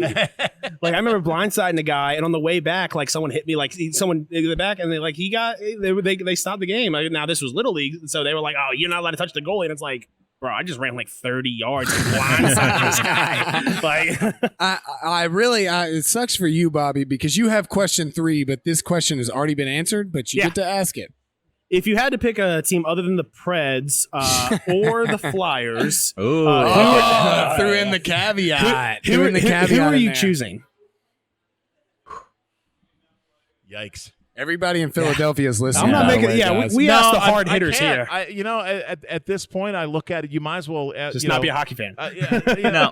Honestly, for me, and I'm going to steal a answer from a friend of the show of Slapshot Radio, Jeff Merrick, Oh Lord. who says, "I don't root for teams; I root for people." Okay. Yeah. And I think that's where I am at with it, where I Yeah. root for the players in the league that I So- like. People like Shea Weber. Like, yeah. if Pekka Fair. Rinne were to ever be traded, Oh, don't say I that. would, or sign somewhere else, whatever. Then obviously that becomes my second favorite team just Okay. by default. I root Fair. for people, not for necessarily for teams. But now there are people on teams right now, so you got to pick. Who you got? I mean, honestly, I think that the way, as much as I hate to do this for a division rival, the way Colorado was built is Yeah. breathtaking. I think they're just You don't hate the guys on their team. They're, I mean, I do, but it's one of those I hate them, but I respect the hell out of them. Sure. I think if I'm not, obviously there's the clear Shea Weber, but if there's a guy who's not Preds related in any way, Joe Thornton. I wanted to for win. that guy. I wanted to win a cup. I hate Joe Thornton so much. I'm one of the Perfect. only people in the world who thinks that Joe Thornton, I don't get the fascination. Because I'm Yeah. he spears people all the time. He's a dirty player, and I just don't Yeah, get but it. it's funny as all. He's hysterical. And if I had to go, He's got a outside of really him- nice beard. If I had to go outside of Joe Thornton, just from this is more of a personal because he is outside of PK Subban, he's one of my favorite players. Brian Boyle, the man, I would absolutely. love. He talk about a player who everyone loves. He's a great player. Made an impact in a short Yeah. time here in Nashville. Yeah, I've got a Brian Boyle 11 sweater at home. I loved him once he got here. I'm going to say, you know what? I'm going to say the Arizona Coyotes. Okay. Yeah. I always love going after the underdog. And you know Yeah. what? There is no greater underdog in the National Hockey League than the Arizona Coyotes. 100%. Wouldn't it be awesome? Terrible ownership, terrible front office, City, terrible. terrible location Yeah. for their the city's. All things considered, the city's great considering where they are. I mean, but the biggest mistake they ever made was moving to Glendale. For God's sake, Yeah. that would be like putting Bridgestone Arena. I mean, with 70% of the Clarksville. Predators, it would be like Yeah. putting it in Clarksville, Exactly. and making everyone from Williamson County drive all the way How up. far is Glendale from Phoenix? About 45 minutes. Like In too rush far. hour I traffic. just learned that right now, and Well, that is too insane. far. Well, it's Too why the far for Pistons people fell to off in be- Detroit because they moved out to the Palace, At which Auburn Hills, is yep. super out, far away that way. This isn't lot of your malices, team's not though. the Patriots, okay? It's why the you don't Bears just get to move- be outside of town. It's and why be the Bears cool. moving to Arlington Heights would be a terrible idea right Yeah. now while they're in Soldier Field, which is right in the heart of the city. Is that a thing on the They're- book? They're no, talking the Bears actually have controlling interest in looking at buying a stadium out in Arlington so- Heights. Talk about an absolute horrible decision a team could make. You know what? I don't think it's that bad for the. I don't think it's The that bad for Bears the are Chicago pretty. Bears. I The don't. Bears are pretty storied. There are worse state. Listen, the Bills still play in Ralph Yeah. Walden Stadium, Or whatever Or- they're. At Ralph something Stadium. somewhere in Syracuse. I mean, It's different for that old it's school 10 team that games. Yeah. You're only doing it 10 times. It's on a Sunday. The traffic's not bad. You're not having to leave work. no biggie. That's a good point. There are teams that I don't think moving outside the city matters. No. Chicago Bears. Most you think NFL that teams. Chicagoans Most NFL teams care? Right. It's no problem. I'm sorry. New York doesn't have the New York City does not have a football team No. that plays in New York City. There's one that literally plays in another state. Both of them play in a different state. Yeah. The Jets and the Giants. They both play in the other states. So I agree that. To be fair, Washington D.C. technically does not have a football team either. That's Landover, correct. Maryland has a football team. Right. and so I disagree that Chicago moving would mean anything, but a team like Arizona moving out of the heart of where you have people horrible business is a terrible call. But they're still kicking a lot more than Atlanta is. Oh, no question. But I mean, I look at and it's funny because even in Landover, I mean, the best decision the Capitals and the Wizards ever made was going back to downtown. Yeah. I mean, it was the best decision they ever made. Revitalized Chinatown in DC. That area around Capital One Arena, that area used to be where you would go to get mugged or get a happy ending. I mean, and usually both at the same time. I still do that. Okay. But I mean, by putting that arena in downtown, it completely revitalized that area of DC. Yeah. You've changed the outlook of the absolutely. area. And then all of a sudden you take the Metro to the game. You go. I mean, all of that comes into play, like Nashville did. Putting Bridgestone Arena at 5th and Broadway heart of gave downtown. me something to yell in front of, and it really helped out from a standpoint of revitalizing downtown because they had been trying to do that from the first 10 years that I lived in Nashville, and they weren't having any success with it. How did the trajectory of Nashville change if you put that in a place like Clarksville? Completely different. The team would be gone. The team would not be here anymore. Survived. This team would have left. Agreed. 100%. Okay. Next question. Favorite athlete of all time. You can explain why, or you can just give us an athlete if you want. Oh, yeah. We wrote these questions, and I'm even like, ooh, that's a hard one. Well, I wrote them for them. I don't have an answer. We better. Preds related, I'd say Pecorine. Yeah. Just from a human perspective. I want to get that one in there quick before anyone takes it. He's like, I'm gonna but snag from that. a non-Predators related, Allen Iverson. Oh, wow. Okay. Yeah. I mean, he changed the sport. I will say, and I'm actually going to go to basketball as well, but I'm going to go to a different era of the Sixers, and that would be Julius Erving. Oh, Dr. J. Watching the doctor, I went to so many Sixers games watching the doctor operate at the Spectrum. I mean, he was just on another planet. Now, close second would be the battles at the Omni between Michael Jordan and Dominique Williams when I lived in Atlanta. They were unbelievable battles. But yeah, the doctor has always been number one. I feel like your two choices both changed basketball in different ways. Yep. Dr. J changed the way basketball was played, and Allen Iverson changed the way basketball was perceived. Mm-hmm. And so I feel like those are extremely good answers. You normally get the generic Wayne Gretzky, the Michael Jordan answers. Enough people like those guys. Yeah, I know, right? Just a little bit. They're great. I'm going to go a little outside the spectrum as well. I don't know that I can necessarily classify it as my absolute favorite, but just off the top of my mind, we're talking about basketball. Vince Carter. He absolutely changed the way that I viewed the game of basketball. His high-flying dunks. He played in 4 different decades of basketball and was a Hawks guy. It was literally the reason I picked number 15. When he hung on that dunk contest, his elbow and slid up to his arm, that was one of the most amazing moments in sport. That was not even a part of a real game. It was one of the most amazing moments in sports to me. It's true. That showed like athletes can do anything that they want to. These guys are so amazing. It sealed my love of sports. So for me, it's hard to pick a favorite athlete because I've always been so team oriented. So tough. But there is one guy, and here is a guy. It is a guy. Not both of mine that they're tied. I've met one. He literally taught me a little bit because I used to go to his football camp growing up in Maryland. Dale Green. Dale Green was probably at the time the fastest player. He was the fastest player in the NHL. And I think even now today, Tariq Hill isn't as fast as Dale Green was. Dale Green he changed the way defense played. Every offense in the league had to change the way they played because Dale Green could go from one sideline to the other. By the time a ball would leave a quarterback's hands, and he could be at the other side of the field and intercept it. Right. So they had to completely change from the arcing rainbow to they had to start getting the gunslingers in there. But yeah, not just that, but going to his football camps, a lot of times you'll see a name on a football camp or a hockey camp, and like that guy's not going to be there. They'll have some other people there. He was there. He was helping teach. He was helping teach defensive line, offensive line, everything. And then another guy who I met at a bar in Atlanta, one of the funnest people I've ever met, one of the greatest people I've met, Shannon Sharp, is an amazing dude to drink with. And I remember I was in Atlanta. It was my birthday. My dad took me for a Red Sox game versus the Braves. We go to Houston's and we hear, because it's Shannon Sharp, you're going to hear him before he is anywhere, but you're very quickly going to see him because the man is a giant of a man in a bright purple double-breasted suit with one about of the few that could pull it off. Yeah, with about 9 women with him at the bar eating a bunch of spinach and artichoke dip.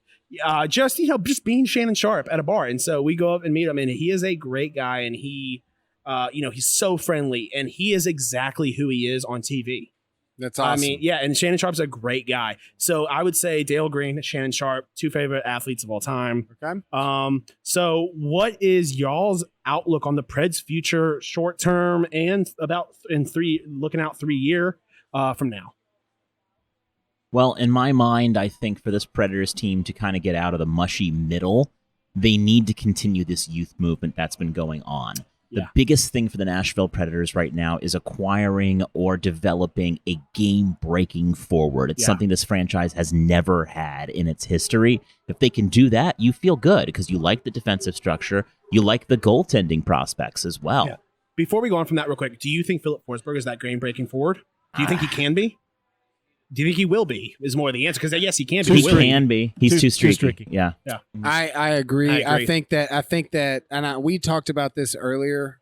The biggest problem that I see with Forsberg is he tries to be that guy too much. Yeah. Instead of just being who he is and just playing, I feel like he tries to be the game breaker too much. Yeah, and I think that happens when you're on a team and all the pressure's on your shoulders. That's what comes about. And listen, I will never talk bad about a player going for those lacrosse style goals or going between legs because you know what? They're professional athletes. They know what they can and can't do. But there is something there and I think that's what causes his streakiness is he gets in his own head. I'm not saying it's the yips by any means, but man, when we talk about streakiest players in the last 5 years, Philip Forsberg's up there. Yeah. And I mean, my outlook on this team is really similar to Zach's. I think that the youth movement. Look, if you asked me this question in February, it would have been a lot different than the answer right now. Okay, but seeing what this youth movement could do, seeing what these guys can do, the Carriers of the world. I still believe that Ellie Tolvanen has the capability. I don't know if he's going to be able to translate it to the NHL product. I have high hopes for Philip Tomasino. Yeah, I have high hopes for him. He went into Chicago and honestly tore apart the AHL last year. Yeah, shortened season, obviously, but so I think there is some youth, but I also think that there are some contract issues that need to be addressed. Yes. And coming into this expansion draft, I think you're going to get a real strong idea of what the future of this team's going to look like by who they protect and who they do not protect. Do you think Ryan Ellis gets protected? I think he does. Yeah. Okay. Do you think he should be protected? I don't have an answer for that. That's why I'm asking. Yeah. The pause says everything. The fact that it's not an immediate yes is. I wonder. Yeah. I'm concerned. There are 2 options. Ryan Ellis should be protected or traded. Yes. You can't lose him in expansion. I agree with that. You can't. Yeah. You I can't have 2 not Ryan Ellis protect sweaters, him. and I agree with that. Yeah. You can't not protect him and then hope that he gets to stay. You have to either get something for him or not. Agreed. I would love to have that guy continue to be on the Preds, but I don't want nothing for it. I don't want him to just go. And one thing we've always talked about on the show is, speaking of Ellie Tolvanen, is that it's amazing. We said 2 years ago what Ellie Tolvanen needs is time to play on a full-size NHL rink. Yep. And guess what? He finally got that time, and we saw glimpses of what could be the future of this team. We saw the flashes. But unfortunately, whether it was ownership, whether it was manager, whether it was coach, they kept sending them back. And he was playing on those rinks that are too big, and he couldn't adjust to the NHL level. Our co-host I like Brent, Ellie Tolvanen. I think Ellie Tolvanen is one of the future pieces of this team. Our co-host Agreed. Brent Peterson on Slapshot Radio basically kind of gives a cautionary tale about Ellie Tolvanen with the way that Alexander Radulov was developed, and basically talks about how Radulov made it so that we didn't have an option but to bring him up. Yeah. And Ellie Tolvanen is starting to do that same thing inside of the AHL. And this team either needs to give him the tools and the ability to succeed, or they need to get out of his way. Yeah, and I have pieces out of they got to put him in the top six. Agreed. He's got to be in the top six. The move by John Hines on Game 1 against the Carolina Hurricanes to leave him out of the lineup was one of the worst decisions. It was brutal. I understood it, but it was brutal. I mean, I understood it, but at the same time, I didn't understand it. It was really rough that everything that you've done that completely changed the course of the beginning of the season. Ellie Tolvanen was a big part of that comeback. Ellie Tolvanen wasn't Ellie Tolvanen after he came back from the injury. Bingo. Yep. And so I'm not all that upset about that move, because we didn't hear it. This was a weird postseason, so along with this weird schedule, sure. We didn't really get the getaway interviews that we would normally get, and that in the locker rooms, and getting a little bit more casual and getting the ideas of exactly what was going on.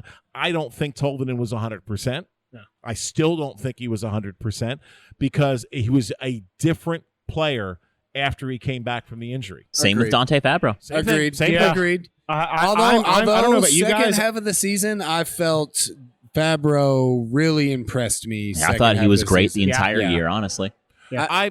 And again, that's one you protect. Yeah. Mm-hmm. So you have to, in my opinion. On the same lines, straight up, was this season a success for the Predators considering their first half? Absolutely. Agreed. Yeah. Okay. It depends on the metric, honestly. If you look at what we were told at the beginning of the year, saying, "Oh yeah, we're a contender," then no. But if you look at what they actually are, how many then people absolutely. actually believed that we were a contender? That when we were told that, I agree. I didn't believe that. I didn't either. I think I think we are. I think we did. on this table as analysts are different than the fans, because we look at it being told, "Oh, we're a contender," and we say, "You know what? Of course, there are 31 contenders in this league." But at the same time, are we really? Now, hold on a second. Now, think about going into this season. This team added the right veteran pieces. They added the right amount of grit, the right amount of sandpaper. I think losing Borowiecki kind of hurt a little bit. I did too. I mean, when you look, I think I expected more out of Brad Richardson. Injuries derailed him. Injuries Absolutely derailed him agreed. as well. So, I mean, I'll be honest. The team, as it was constructed going into this season, I absolutely felt was a contender. Now, injuries hit almost immediately. Yeah. Okay, and that's going to happen. Especially in this year. And especially when you look at what happened because of those injuries, seeing Alexander Carrier move up, seeing the different players come up from Milwaukee and make a contribution. That's why I look at this as a success. Absolutely. I think this team found its identity That's again. the biggest thing. Yes. They are playing Predators hockey again. Now we know what we have to do, and I think we're all in agreement. This was a success of a season, even compared to our preseason thoughts, and especially considered the non-existent All-Star weekend, where a lot of people take their kind of like viewpoints. I feel like we found a great piece in UC Saros where I was questioning. I think we got proof. I was questioning it. I was questioning it. I was through the questioning season, that guy. Y'all, I'm not sold. I'm going to be honest. So I will be honest with you. I originally was not sold on UC Saros, and none of us. I will on 100% say the pod. I'm still not 100%. I need to sold. see a good beginning of season from him, and then I'm good. But you It's know gotta what? be a full season for sure. I'm a lot more where I was at the beginning of the season. I'm a lot more comfortable with UC maybe taking because let's be honest. Pekka is gonna. I don't think he has another full season in him. At the beginning of the season, I thought that it absolutely was Saros's to lose. And you know, we've had Chris Mason on Slapshot Radio quite a few times, and we've talked about the mentality of the goaltender between the off season when he learns he's the number one. Saros knew he was the number one going into this season. And mentally, that messes with the player. For sure. And Mace is real honest about it on here, saying that he didn't handle his first off season as a number one very well. And I mean, I think he's going to tell the tale. I agree. And I'm not giving up on Connor Ingram. Nope. No. I think he's got and Ascarov's in the wings. is waiting in the wings as well. We've actually talked about that after a game before when I came up, and I think I met you for the first time. We talked about that, and I think that a lot of people and a lot of fans, because they don't know the name, they always think that it's either the option is only Juice or Pekka. There's other options out there. There are other options out there. This team is deeper in goal. This team is deeper in goal prospects than it's ever been. Yeah. Goaltending is this team's deepest strength right now. And that is perspective. crazy to hear from from the outside perspective that don't look at the depth that we have. That's a good problem to have. Oh, it's an outstanding problem. It's the one aspect. I think Zach said it earlier. It's the one aspect in this league that the Flyers that had a great team in Hagstall. Goaltending. Yep. It matters. It does. It's the most important position in the league. And you look at where they're at right now. If Carter Hart is going into his third season now as the and the second one as the number one, if he can come through with this and really have the start he had last year and get consistent. The Flyers are a contender. They no are. question. They've got everything else. They're just falling apart there. And obviously, I would love to eventually, you guys can hook us up. We'd love to talk to Chris Mason about the mindset of there is obviously a different mindset between a standout rookie and a number one goaltender. Correct. Looking at just first case, I think of Jordan Binnington. Jordan Binnington was a standout rookie, not a great number one. And the interesting piece is he did not go into that season as the number one goaltender and did not handle the offseason as the number one very well, and honestly hasn't lived up to that yet. All right, so moving on. Changing gears a little bit. Oh, you got it? Yeah. How did the Thanks Paul IPA come about? Ryan called me. Perfect. Okay. Literally, Ryan called and said, "Hey, we think it would be a cool idea to do a Thanks Paul IPA," and I'm like, "Sure." You're like, hey, thanks. Why not? Go for it. Awesome. So the first year they did one, and they kind of did it with just caricatures, and they had kind of my Argyle jacket on a catfish in front of a microphone as the picture, and then they asked to use images, and that happened. So this year was the third year of the Thanks Paul IPA, and sold out again, and it's kind of cool because we had the Rene wall on it again, and Ultimate Predator was added to it this year. Awesome. Next year we want to add Prexican. We want to add the Predsican. You could also add, Pucks Out. I mean, we're over here. We're hanging out at listen, Ultimate Predator. I don't know why you don't have a Pucks Out. Thank you. A Pucks Thank Out you, Pilsner. Paul. Yeah, Thank Ryan, you, Paul. are you hearing Trey as well? Trey, I don't know. Do you why Pucks Out Pilsner? It is. It seems like a slight on Nashville. You know what though? If we're A Pucks being Out honest. stout. Pucks Out Porter. You go for the alliteration. Alliteration. It's got to be a Pucks Out Porter. There it is. And that's kind of like the middle between both of us. A showbiz guy. But I have to admit that Marketing, it is kind of cool to have your own beer. Yeah. Oh, yeah. That is super dope, It is man. amazing. And it's kind of funny because it's like, people that, you do the PA, isn't that sweet? You have your own beer? Oh, yeah. That's the way more important part. Yeah, exactly. So, let's see. Where are we? When did Thanks Paul come about? Well, the interesting piece is the Thanks PA announcer has been around since day one of the Before show. him? Yeah. It was Bill Cody, the original PA announcer for the Predators, and then Jim Knott afterwards. And it actually originates out of Yost Arena at the University of Michigan. Okay. Most of the chants that 303 came up with, the original ones that they came up with, really came out of college hockey. came out of Yost Arena at the University of Michigan, because most of Section 303 used to be, Auto guys. Detroit auto workers that moved down here for the Saturn play. Yeah. So, I mean, that's where it came from. But it has certainly gotten louder in the last 10 years, and it's a rush. I have to admit, it's a lot of fun. How often walking? I mean, I don't know how often you walk down A the lot. street of Nashville. How often is that being yelled at you? It's hard to go out as a family. Do you love it or do you like it? Oh, it's fun. I'm sure you don't hate it. No, I don't hate it. I will say my favorite Thanks Paul in Theory story was a day where I had just graduated college and was finishing up doing a show. Love this. And my dad and I were at Publix together, just grabbing something from the store.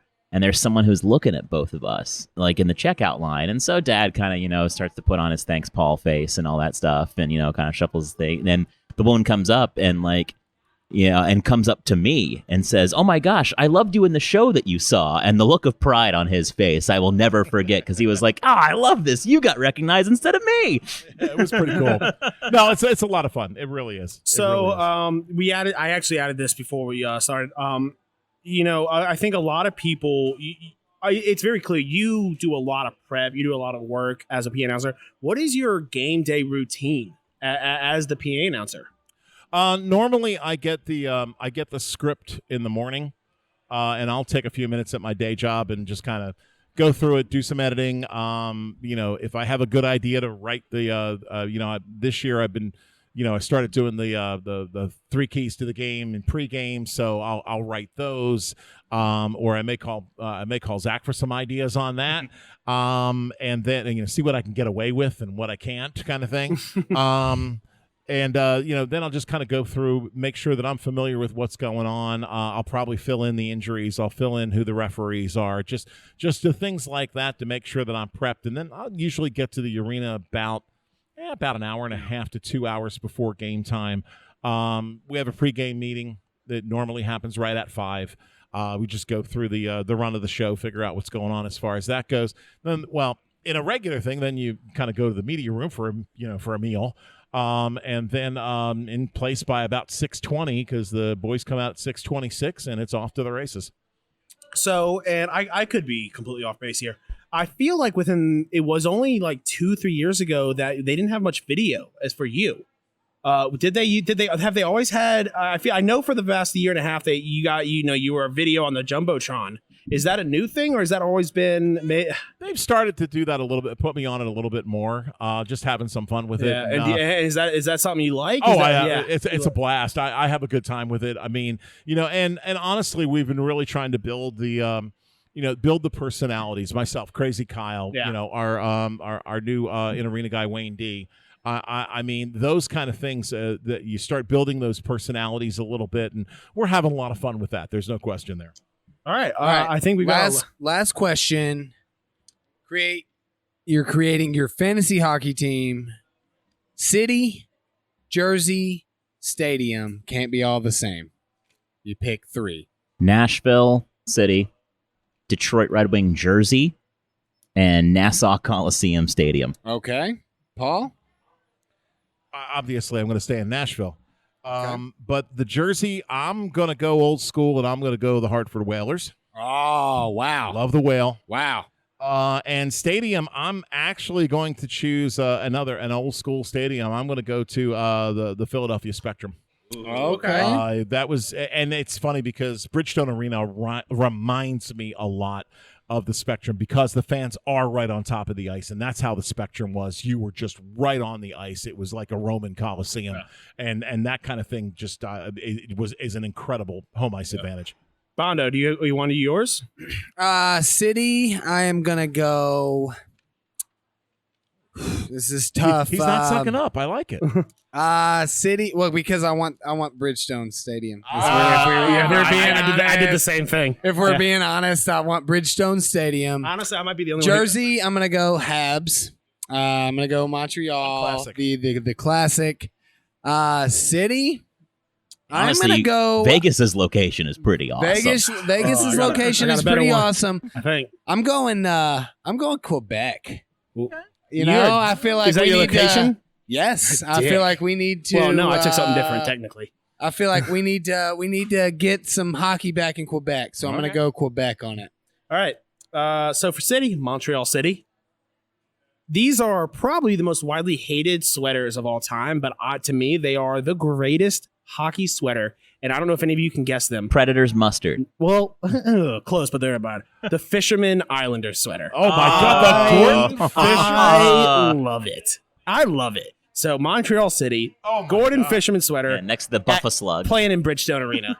My God, the only worst one is the Buffalo Slug. That is the only worst jersey. The Mooterus in Dallas is pretty bad. The Mooterus was bad in Dallas, and I think the other one that was really, really terrible was the Wild Wing jersey in Anaheim. As a Mighty Ducks kid, I'm a sucker for that. I love that cartoon. So. Awful. No, awful. I love it. All right, guys, we're gonna take a quick break and then get back right to you.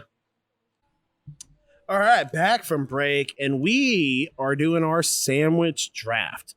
Full warning, I have not prepped at all for this. So we drew from a hat. Zach has the 101. Paul, Me either, guys, with all my research. Paul's got the 102. I've got the 103, and Brandon's got the 104 and the 201. So, Zach, what is your number one pick first off the board in this sandwich draft? You know, to no surprise of anyone who's been listening so far, with the number one pick, Zach selects the Philadelphia cheesesteak. That was literally my 101. No, it's a clear 101. All right. So, and you had to see that one coming there, Dad. I really did see that coming. Yeah, I knew that was coming. Yeah. Oh, I mean, I saw it coming because that was going to be my 101. And I mean, it's going to be my 101. It's a clear 101. It is the clear 101. Because you know why? It bridges the gap between sandwich and a steak. It bridges the gap between a sandwich and a burger. Every aspect of goodness. It is truly the greatest food of all time. Go about 4 miles down the road and you can get an actual authentic Philly cheesesteak at a food truck here called It's a Philly Thing. So yeah, it's a Philly thing. That's a shout out. We usually don't plug things that we don't get money from, but yeah. But you know what? I wrote it down because I'm excited. Yeah. All right. Number 2. With the second pick of the sandwich track on the Putz podcast, I select the grilled Reuben. I had a feeling. Oh, okay. Yep. Yeah, the Reuben is a good call and also a vote getter. Yeah. You know, for sure. Oof. I am already tilting pretty hard. Yeah. Like, I'm not. It's honestly like made it like super easy for me to get 2 in a row with like 2 of the top picks right off the board. Right. So you know what? We've had 2 pretty It's worked out so well for Edmonton. Yeah, We've right. had 2 pretty great sandwiches, but you know what? Every team needs that veteran leadership who can control a locker room. And there is, whether you are rich, whether you're poor, this is a pick that can work for any salary cap. Peanut butter and jelly sandwich. Oh, strong choice. Really a vote PB&J, getting. I like it. All Now, right, 2 you picks. have to make sure, because obviously I will not get this pick because you took the PB&J, but you really should have gone with the grilled PB&J. That would have been much better option. I, as a person, cannot do that because I hate them so much. Peanut butter and jelly is not meant to be grilled. It is absolutely meant to be grilled. In my opinion, it's not. It is absolutely meant to be grilled. You're on the island by yourself there, brother. Yeah, that is fine. That is fine. I'll be completely honest with you. My whole shtick about I morally can't do it, I've never heard of that until now, but I know right off the bat that I cannot do it. Have you tried it? I have not tried it, but if you haven't tried it, but I know the taste of a peanut butter and jelly, and I know that I can't grill it. Go home. There are things that I can grill and things that I can't grill. Peanut butter and jelly is one of them. Go home and you know what? I could see it. I like peanut butter toast. I like jelly toast. Okay, Bro. I see the table quickly was up for me. Now they're quickly turning against me. Bro, go home and try it, dude. I do not care if you like it or not. Grilled PB&J I will try it. Is amazing. Everything grilled is amazing, and PB&Js are amazing. So grilled or toasted? I'm assuming you no, I mean you put it on a skillet and you grill it up, dude. Oh, man, dude, the melty peanut butter. I'm not as staunch against this as I was. Are you not? It's so crazy. But still peanut butter and jelly. Okay. All right. Your picks. I don't get the grilled PB&J, but I wanted to highlight that grilled is the way to go. Okay. I will try it. So I get with a double pick, I feel like I need to go with 2 that I want to make sure do not get stolen from me. Okay. I'm going with the meatball sandwich. Ooh, strong choice. I'm going with the meatball sandwich. It's a strong... Question. I'm assuming subs are the same as sandwiches for the aspects of this draft. Yes. Okay, I just want to make sure because I know, like, there's a lot of rules when people will talk about sandwiches. Yeah. And for example, I've never heard of a meatball sandwich, but everyone's heard of a meatball sub. Yep. Meatball sandwich would be I feel insane. like subs are sandwiches, right? We are in agreement on the yes, I agree. argument. I'm fine with that. Yeah. Okay. I mean, if So you is want to a hot argue dog with me, a it's sub? fine. No, It's not a just sandwich, but hot it's a dog. sub. Therefore, And then I'm going to go with probably something that is near and dear to Nashville's heart. And just in case that it would get stolen, I'm going with a hot chicken sandwich, if we're being honest. that is that is a sleeper. That is it was a sleeper pick, but I needed to have so it. we got to know though, where from? Prince's, no Thank question. you. All right. Yep. No All right. question. There is no All right, other. we can stay. We won't walk off. Yeah. Like, look, I if like you say Prince's. Hattie B's. I can't be on a show that someone said Hattie B's. If you say Hattie Okay, B's, look, and so it's not that Hattie B's is bad. It's just not Prince's. It's just Prince's not is Nashville Prince hot is amazing, chicken, in my opinion. You know where else is amazing? Helen's is really Helen's good. is pretty good. It's no Prince's though. No if Prince's, we're being honest. but Helen's is very good. Honestly, I haven't So tried, if you, so I don't know. if you get to Prince's and this line is a mile long, Helen's. I believe there's one in Murfreesboro. The closest to Prince's is a place in Franklin called Big Shakes. Okay. I've heard of that. Closest to So Prince's. my They're the closest. my mother-in-law has been to Big Shakes, and she said that even the medium is an insanely spicy thing, and as a spice exactly guy, right. That's I have for perfect. 4 years I've been wanting to go there. I just never get a chance to It's go. really good. It's good. Now that you're the second person, I'm going to make it in a goal to get out There it is. All right, Who's your pick. 202? 202. Oh, am I the 202? You are. Oh, damn. I am not prepared. Oh, man. All right. So, okay. I'm going to go. This is he's an outlier on the league. He's good at what he does, but you know what? He's a goal scorer. He's that. He only plays offense. The Cubano. Okay. Not a bad call. Not a bad call. I believe I have the 203. You do. You I do. have You the do. 203, and I am calling right now. I'm calling the tuna sub. Ooh, okay. Hey, you know what? You grow up Catholic, you get used to that on Friday. Yeah. All right. Well, since I'm finishing off my draft here with these next two picks, with my next one, I'm going with a classic, one that you cannot get away from. It has, no matter what age you are, the grilled cheese. That's Okay. Very good. Okay. And with my next one, we're going to, change the game a little bit and go with the bacon, egg, and cheese sandwich, the breakfast sandwich. So really? we feel really Nice. confident Something in our I did draft. not think all right? about it. I'll Something be I didn't completely think honest. about. I didn't think of breakfast sandwiches. I think you may have just won the draft. You know, I am semi-surprised you didn't steal my pick. I was going to go Italian beef. I'm not sure if that's what you're going, but No, yeah. I was going Italian, but I was going the traditional Philly hoagie. Ooh. Oh, okay. The Traditional Italian Philly cold cut hoagie. Oh yeah. So for listeners who don't know, what is in the traditional? The Philly traditional, first off, it starts off with an Amoroso roll. Now, Amoroso's is a bakery in Philadelphia that basically supplies every sandwich shop with their torpedo rolls. Okay? So it comes on that. It usually will have ham. It usually will have bologna. It will have salami. It will have capricola. It'll have, 5 or 6 different meats, usually provolone cheese, lettuce, with some basil and Italian seasonings in the lettuce, a little bit of tomato, a little bit of onion, wrapped up tight, probably let it sit for a good hour. There's not much better. It sounds like we probably want to go with 4 rounds, right? We went with 3 rounds. It sounds like 4 rounds is probably a good. We want to go 3, or we want to go 4? Somebody's got obviously has more I have than so one. many that you guys have not chosen. I feel confident in my team. I'm good. Yeah. Okay, all right. So 3 rounds it is. Bob, three you're rounds? up. So, okay, so we're only doing 3 rounds. This is your last pick. Go big. Last pick. I mean, I can't just pick like a jerky sandwich because that's no fun. It's Not gonna do it. Not gonna do it. And you would lose the Yeah. draft. So So you know what? Sorry, you guys are getting I- killed by me. So. I'm going to take an entire state. I'm going to take the entire state of Louisiana with me. I am taking the muffalata.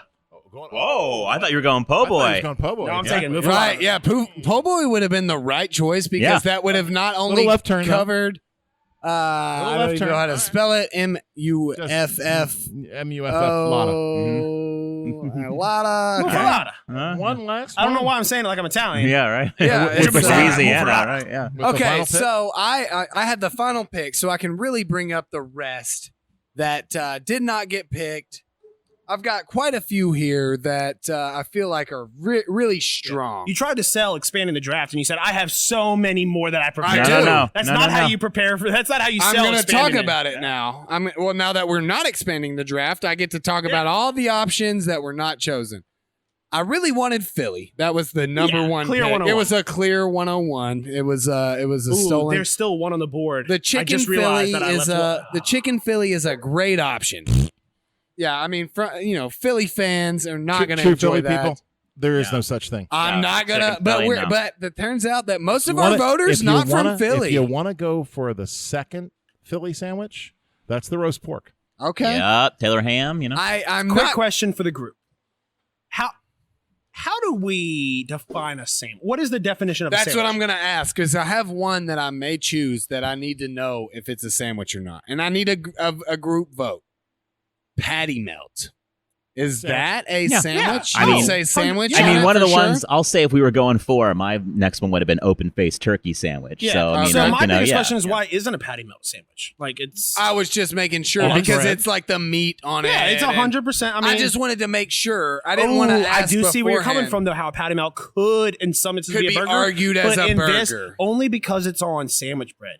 That's the biggest That thing. is the biggest thing. But it was one of those things that if you guys would have been like, no, a patty melt's not a sandwich, I wouldn't have argued with There that. are two aspects there: the thickness of the meat. That's what she said, and the bread. Not And to you, though. Okay, but I You am walked gonna. into that one. All right, so I feel that I feel that a majority of our fan base happens to be here in Tennessee. Okay. And so this is a vote getter. Probably not the one I would choose if I was just picking 3 sandwiches for myself to eat. But across the board vote getter, I'm going with a barbecue sandwich here. That's good. I'm going with a Strong. barbecue sandwich So I'm here. looking over Yeah, this list. pulled The pork. one that wasn't taken, and I kick myself for not taking. One of my, personally, one of my favorite. A Reuben wasn't taken. Was it? Yeah, Oh, yeah, he taking took- number number two. two. It's Oh, the number Reuben, two Reuben. overall. Sorry, Yep, yep. I was looking at I saw G, and I was Now, like, number 2. The I'm not used to others seeing I grilled in had, front of Reuben. So yeah, I grilled Reuben. Yeah. the others I had that were not taken. French dip? Yeah, don't A French dip. Absolutely, don't call a Reuben if it's not grilled. Yeah. Right. Fair. A Reuben Well, is that's grilled. fair. Usually, You I gotta got to grill just it. grilled in front of it. That's You the whole gotta point. grill Yeah. it. Reuben is grilled. Period. I was also But the- considering the Monte Cristo too. Oh, Ooh, that's that's a a good one. solid. That's not a vote getter though, which is really the biggest thing. Some picks that were not taken. The BLT, Yeah, I was thinking about that for my last one, but the French dip was not taken. The roast beef sandwich is a Yep. solid. Yeah. Obviously, I took the barbecue sandwich, but the sloppy Joe. No, that was a As that was As long a as they're nice sleeper. and sloppy. I will stand against that. You make a as Yeah, a- but you will. I will stand which against that means- as a sandwich till the day I die. It is. What do you slop. think it is? It's it's slop for the pigs. Yeah, It's feed. It is feed. Well, this for has been barn nice. Now I need to animals. Bobby, please leave. Thank I'm you. done with the show. Gone. Pause out. All right. Okay. So going over our teams at the 101 for Zach, we've got the cheesesteak. At the 102, we got the God, grilled. such a steal, dude. Such a steal at 101. At 103, we got the peanut butter and jelly. At 104, we got the meatball. At 201, we got the hot chicken from Prince's. Yeah. So listen, if you're not a Prince's fan, vote for Bobby. At 202, I got the Cubano. At 203, we got a tuna sub. At 204, the grilled cheese classic. At 301, we got the bacon, egg, and cheese. At 302, we got the Philly hoagie. At 303, we got the muffalata. No, the Italian hoagie. Italian hoagie. I'm sorry. What did I say? You said Philly. I don't know. hoagie. I wrote Philly, so Fair. this is the official paper. No, the Italian hoagie. 303, the muffalata, and 304. I'm sorry. What did you have again? The barbecue Barbecue sandwich, sandwich. dude. Sandwich. Hey, and if we get to customize our sandwich, you obviously got to have coleslaw on it, dude. Oh no. Now he's talking. Yeah, you got to have coleslaw on it. I dude. disagree on that. I'm with Bobby on this hate one. coleslaw. Yeah, All same. right, so it's the table divided. Yep, yep. Okay, you got to have the coleslaw on Has it, to, in my has to. opinion, dude. All right, we are moving in for our questions from the internet. We have got, if I can find them, we've got 3 for us today. if you got a one-time pass to do whatever you wanted, what crime would you commit? I would personally, I'm going to go ahead and start. I would Insider trading. I would I would plan a massive bank heist. See, yeah, I agree. Maybe because the first off, you I have don't to want to murder anybody. I don't really care. First off, what if you get in there and you're not good at bank heists? And you're like, oh, I don't know what I'm doing in here. But I would be amazing at bank heist if I had massive opportunities to plan it. In this fantasy scenario, this is a fake scenario. Okay. I would obviously be able to hit Fort Knox with this style of bank heist. I saw that James Bond movie. All right, all we need is a knockout gas and It's Summer of Bond, and bro. dude who could throw a hat. Yeah, you need that, and plus you need a pilot by the name of Pussy Galore. See, that is going to be the toughest part, is to get a pilot to change her name to Pussy Galore. Exactly. For sure. I would pee on the Cowboys logo at the center of their AT&T That stadium. seems like it's not even illegal. 100%. I have never agreed with anything more in my life. We're going to count you that take as not Terrell illegal. Owens with you, wouldn't you? yeah. If it's one thing, the NFC East will always come together on. Go to Even hell, Cowboy Dallas. fans, Yeah. it's the hatred for the Cowboys. Even Cowboy fans hate the Cowboys. Fair. Let's see. I'm going for the insider trading thing. Okay. Insider trading. That's the one thing it's about clean. Yeah. It's clean. The one thing about the purge that I will never understand is they always talk about the violent crimes, bro. The white collar crimes during the purge Sure. is where you need to be. Sure. It's either insider trading, like you're busting up into somebody's house that knows some stuff, or it's the bank robbery. I will, and look, you got enough money, you can commit murder Listen, whenever you want. this This is might no be- big deal. what I'd say might be controversial, but one thing they never addressed during the purge is I'd like to assume that in that universe, all the disgusting crimes are not allowed. Sure. Pedophilia and stuff. You're not allowed to do that, right? You're not allowed to download a bunch of child porn. Yeah, You that's know, insane, that's right? out. That's I would out. hope not. Okay. That's got to be out. It's like you got to be, it's got to be crimes against adults for sure. Yeah, 100%. Okay, For sure. I just want to make sure we were all We're on the in same agreement. page. We're I in want to make sure agreement. none of you were like, well, Yeah. Well, No. now that I'm legal, Yeah, wow. No. what's up with the Next internet? question. Brandon, did you get your crime that you would commit? Yeah, bank robbery. Oh, bank robbery. Yeah, bank I heist. would be planning it all year long, and then bank robbery. Hi, FBI. You might want to check him out. No, it's legal. No. What are the hardest things to do casually? I don't really understand the question. Murder. Yeah, you can't casually murder somebody. Oh, okay. So I read it as what are the hardest casual things to do? Yeah, No. Which It's I like guess say that I'm not reading the words. That's my dyslexia. like badminton. Yeah. Dude, nobody plays. You can just let's Yeah, you go gotta go out and hard have in the a paint, family badminton. No, you play badminton, dude. You're in. Dude. You're playing badminton. I gotta say the obvious. Play hockey. Right. So here's the thing. I will. I can think of some players in the Predators who disagree with you. I play Not including David Legwand. I'm sorry. of the things that I've done. Mario Kart is, you can't do that Right. casually. I will, Mario and Kart the is way a good I'm answer. perceiving the question is there is no casual game of racquetball. That's true. That's what I'm saying. That's badminton, You are in dude. it. That's true. You are there is no. We're just gonna do basketball. I'm gonna a quick game of basketball, shoot a couple threes. Racquetball, you're in it to win it. You are drenched in Like sweat. wall ball. It is a gladiator sport. Wall ball always starts Yeah. as a generally casual thing Yeah. between 3 or 4 guys. Remember Let's when- throw a ball against the Remember wall. when schools Then, banned dude, it? Luckily I was in school before they banned wall ball. Wall ball I'd was already you prepped for it dropped all out day. by then. I would get to middle school and be like, okay, today's wall ball day. We're doing this. All right. All right. If you could have an endless supply of anything, what would it be? I'm assuming we're not going to say money. Money. 'cause All right, That's ridiculous. no money or no beer because that's those are the obvious choices there, right? Yeah. I'm gonna go with I know what I'm saying. I'm gonna go with Whataburger. I usually throw this in. I would like an endless supply of Whataburger. Hands down, no question. We could go food. Food could work. I wasn't going to go food. I can now. I was going to say trees because I was going to be like Radagast and be like, you get a tree. Like, hey, global warming, F off, bro. I got another tree for you. Oh wow, you're going for the Earth. Okay, Wow. I'm just going for Whataburger. Okay, Sorry, I wanted to be the good guy. Zach? Zach, you got anything? Video games. Okay. Oh, that's a solid The answer. problem is, what if you get like a bunch of Mass Effect Andromedas and it's just like, ugh. Which got better after patches. It I know what sounds you're like, talking about. but they abandoned it. But to be fair, it sounds like he said video game, so it seems like he gets an endless supply Yeah. of Of any good video ones, game I he like. wants. I'm going to Alright. say time. Time. Oh my Whoa. goodness! We didn't ban time as an option. Yeah, That was right. perfect. Yeah. This dude is You gonna didn't be. ban it? I'm taking it. Yeah, This there dude you is go. gonna. This dude is gonna be the Preds PA announcer in like Immortal. 2400. Dude. Here's 3,100. The Preds are still looking for that first cup. Everybody's like, "Thanks, Paul. Thanks for being the announcer." As for- my mother shudders in the Yeah, we background. hear heckles from the Mars team. Yeah. Hey, we got a cup. How about you guys? Exactly. No. Listen, I'm Okay. sticking with it, bro. Trees. All right. So Bobby got to ask the 3 card questions. I get to ask the remaining 3 questions. What's the worst question you can ask someone you just met? Answer 3 questions. No. Ah.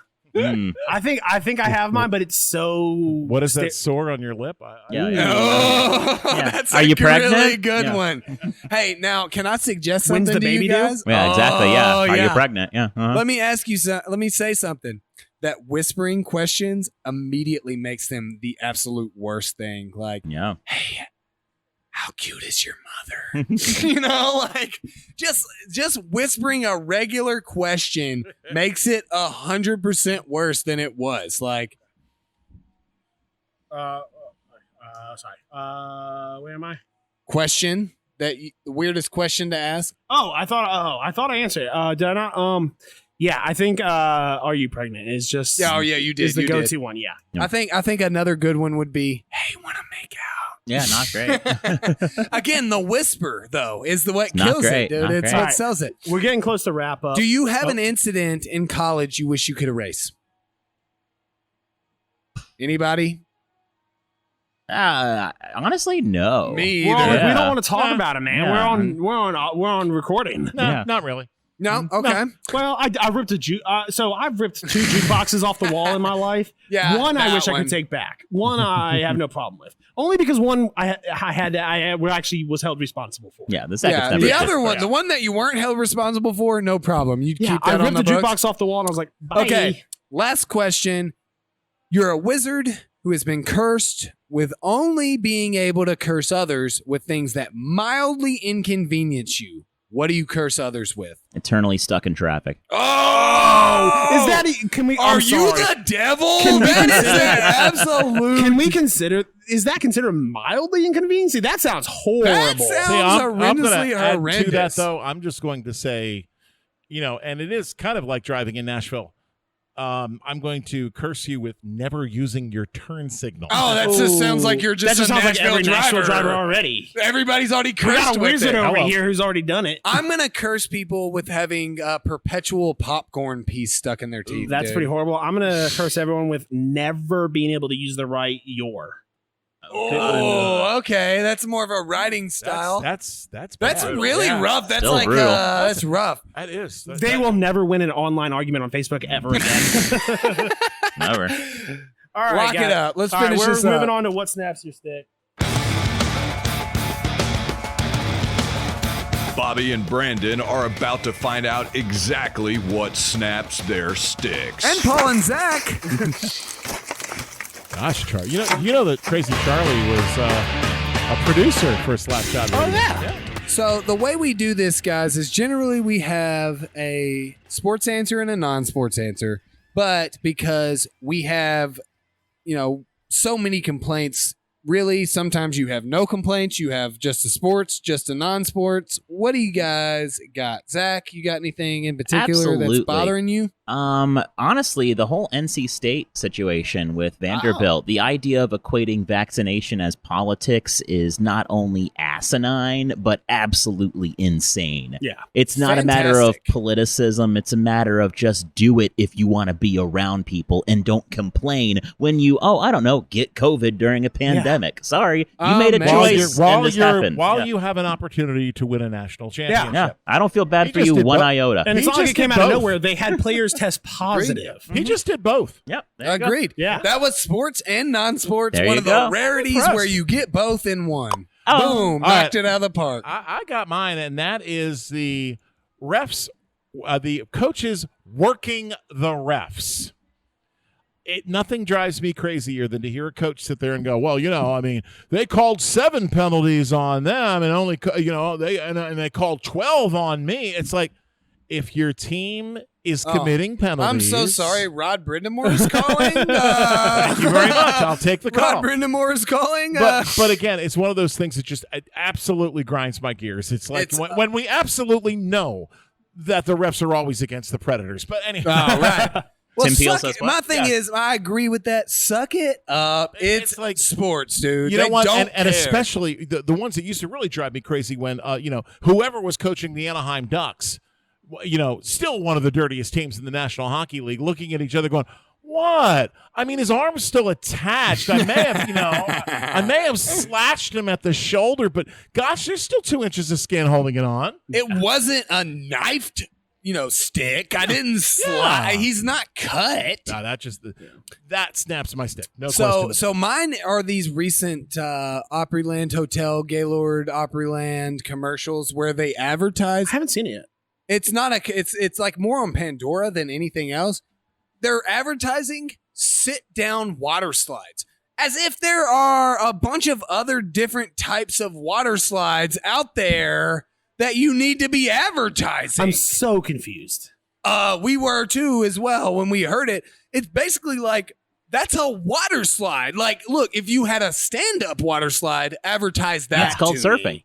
That's called right, exactly. Or a face first water slide where they allow you to go face first. I'd be down one to hearing that. Or a Kong water slide. You get to slide down the water slide and Kong a beer. Yeah. Like, boom, I'm in on that. I hear What up, why free you're telling me advertisement? about it. Yeah. Yeah, so mine is, and I'm officially old. I just celebrated my 29th birthday, and that is, I have these neighbor kids, and they walk their dogs, and they decide they're just going to cut through my yard, and you know what? I'm okay with it. They're cool. It's fine. It doesn't hurt me. I hate One them, day, they just decide to look in the back of my truck. I've got nothing in the back of my truck, nothing they can take.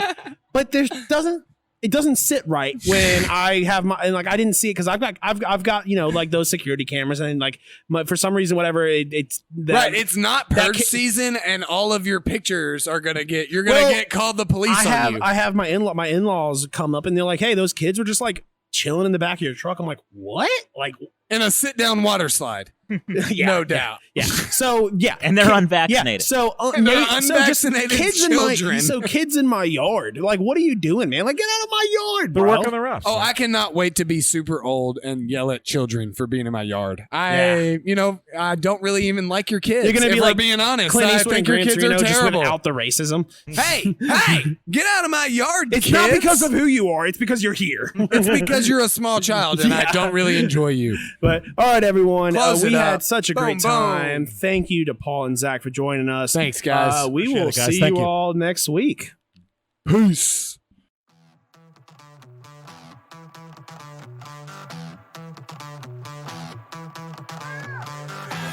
Thanks for listening to the Pucks Out Podcast. To see what other ridiculousness the guys are up to, check them out on Twitter and Instagram @PucksOutPod.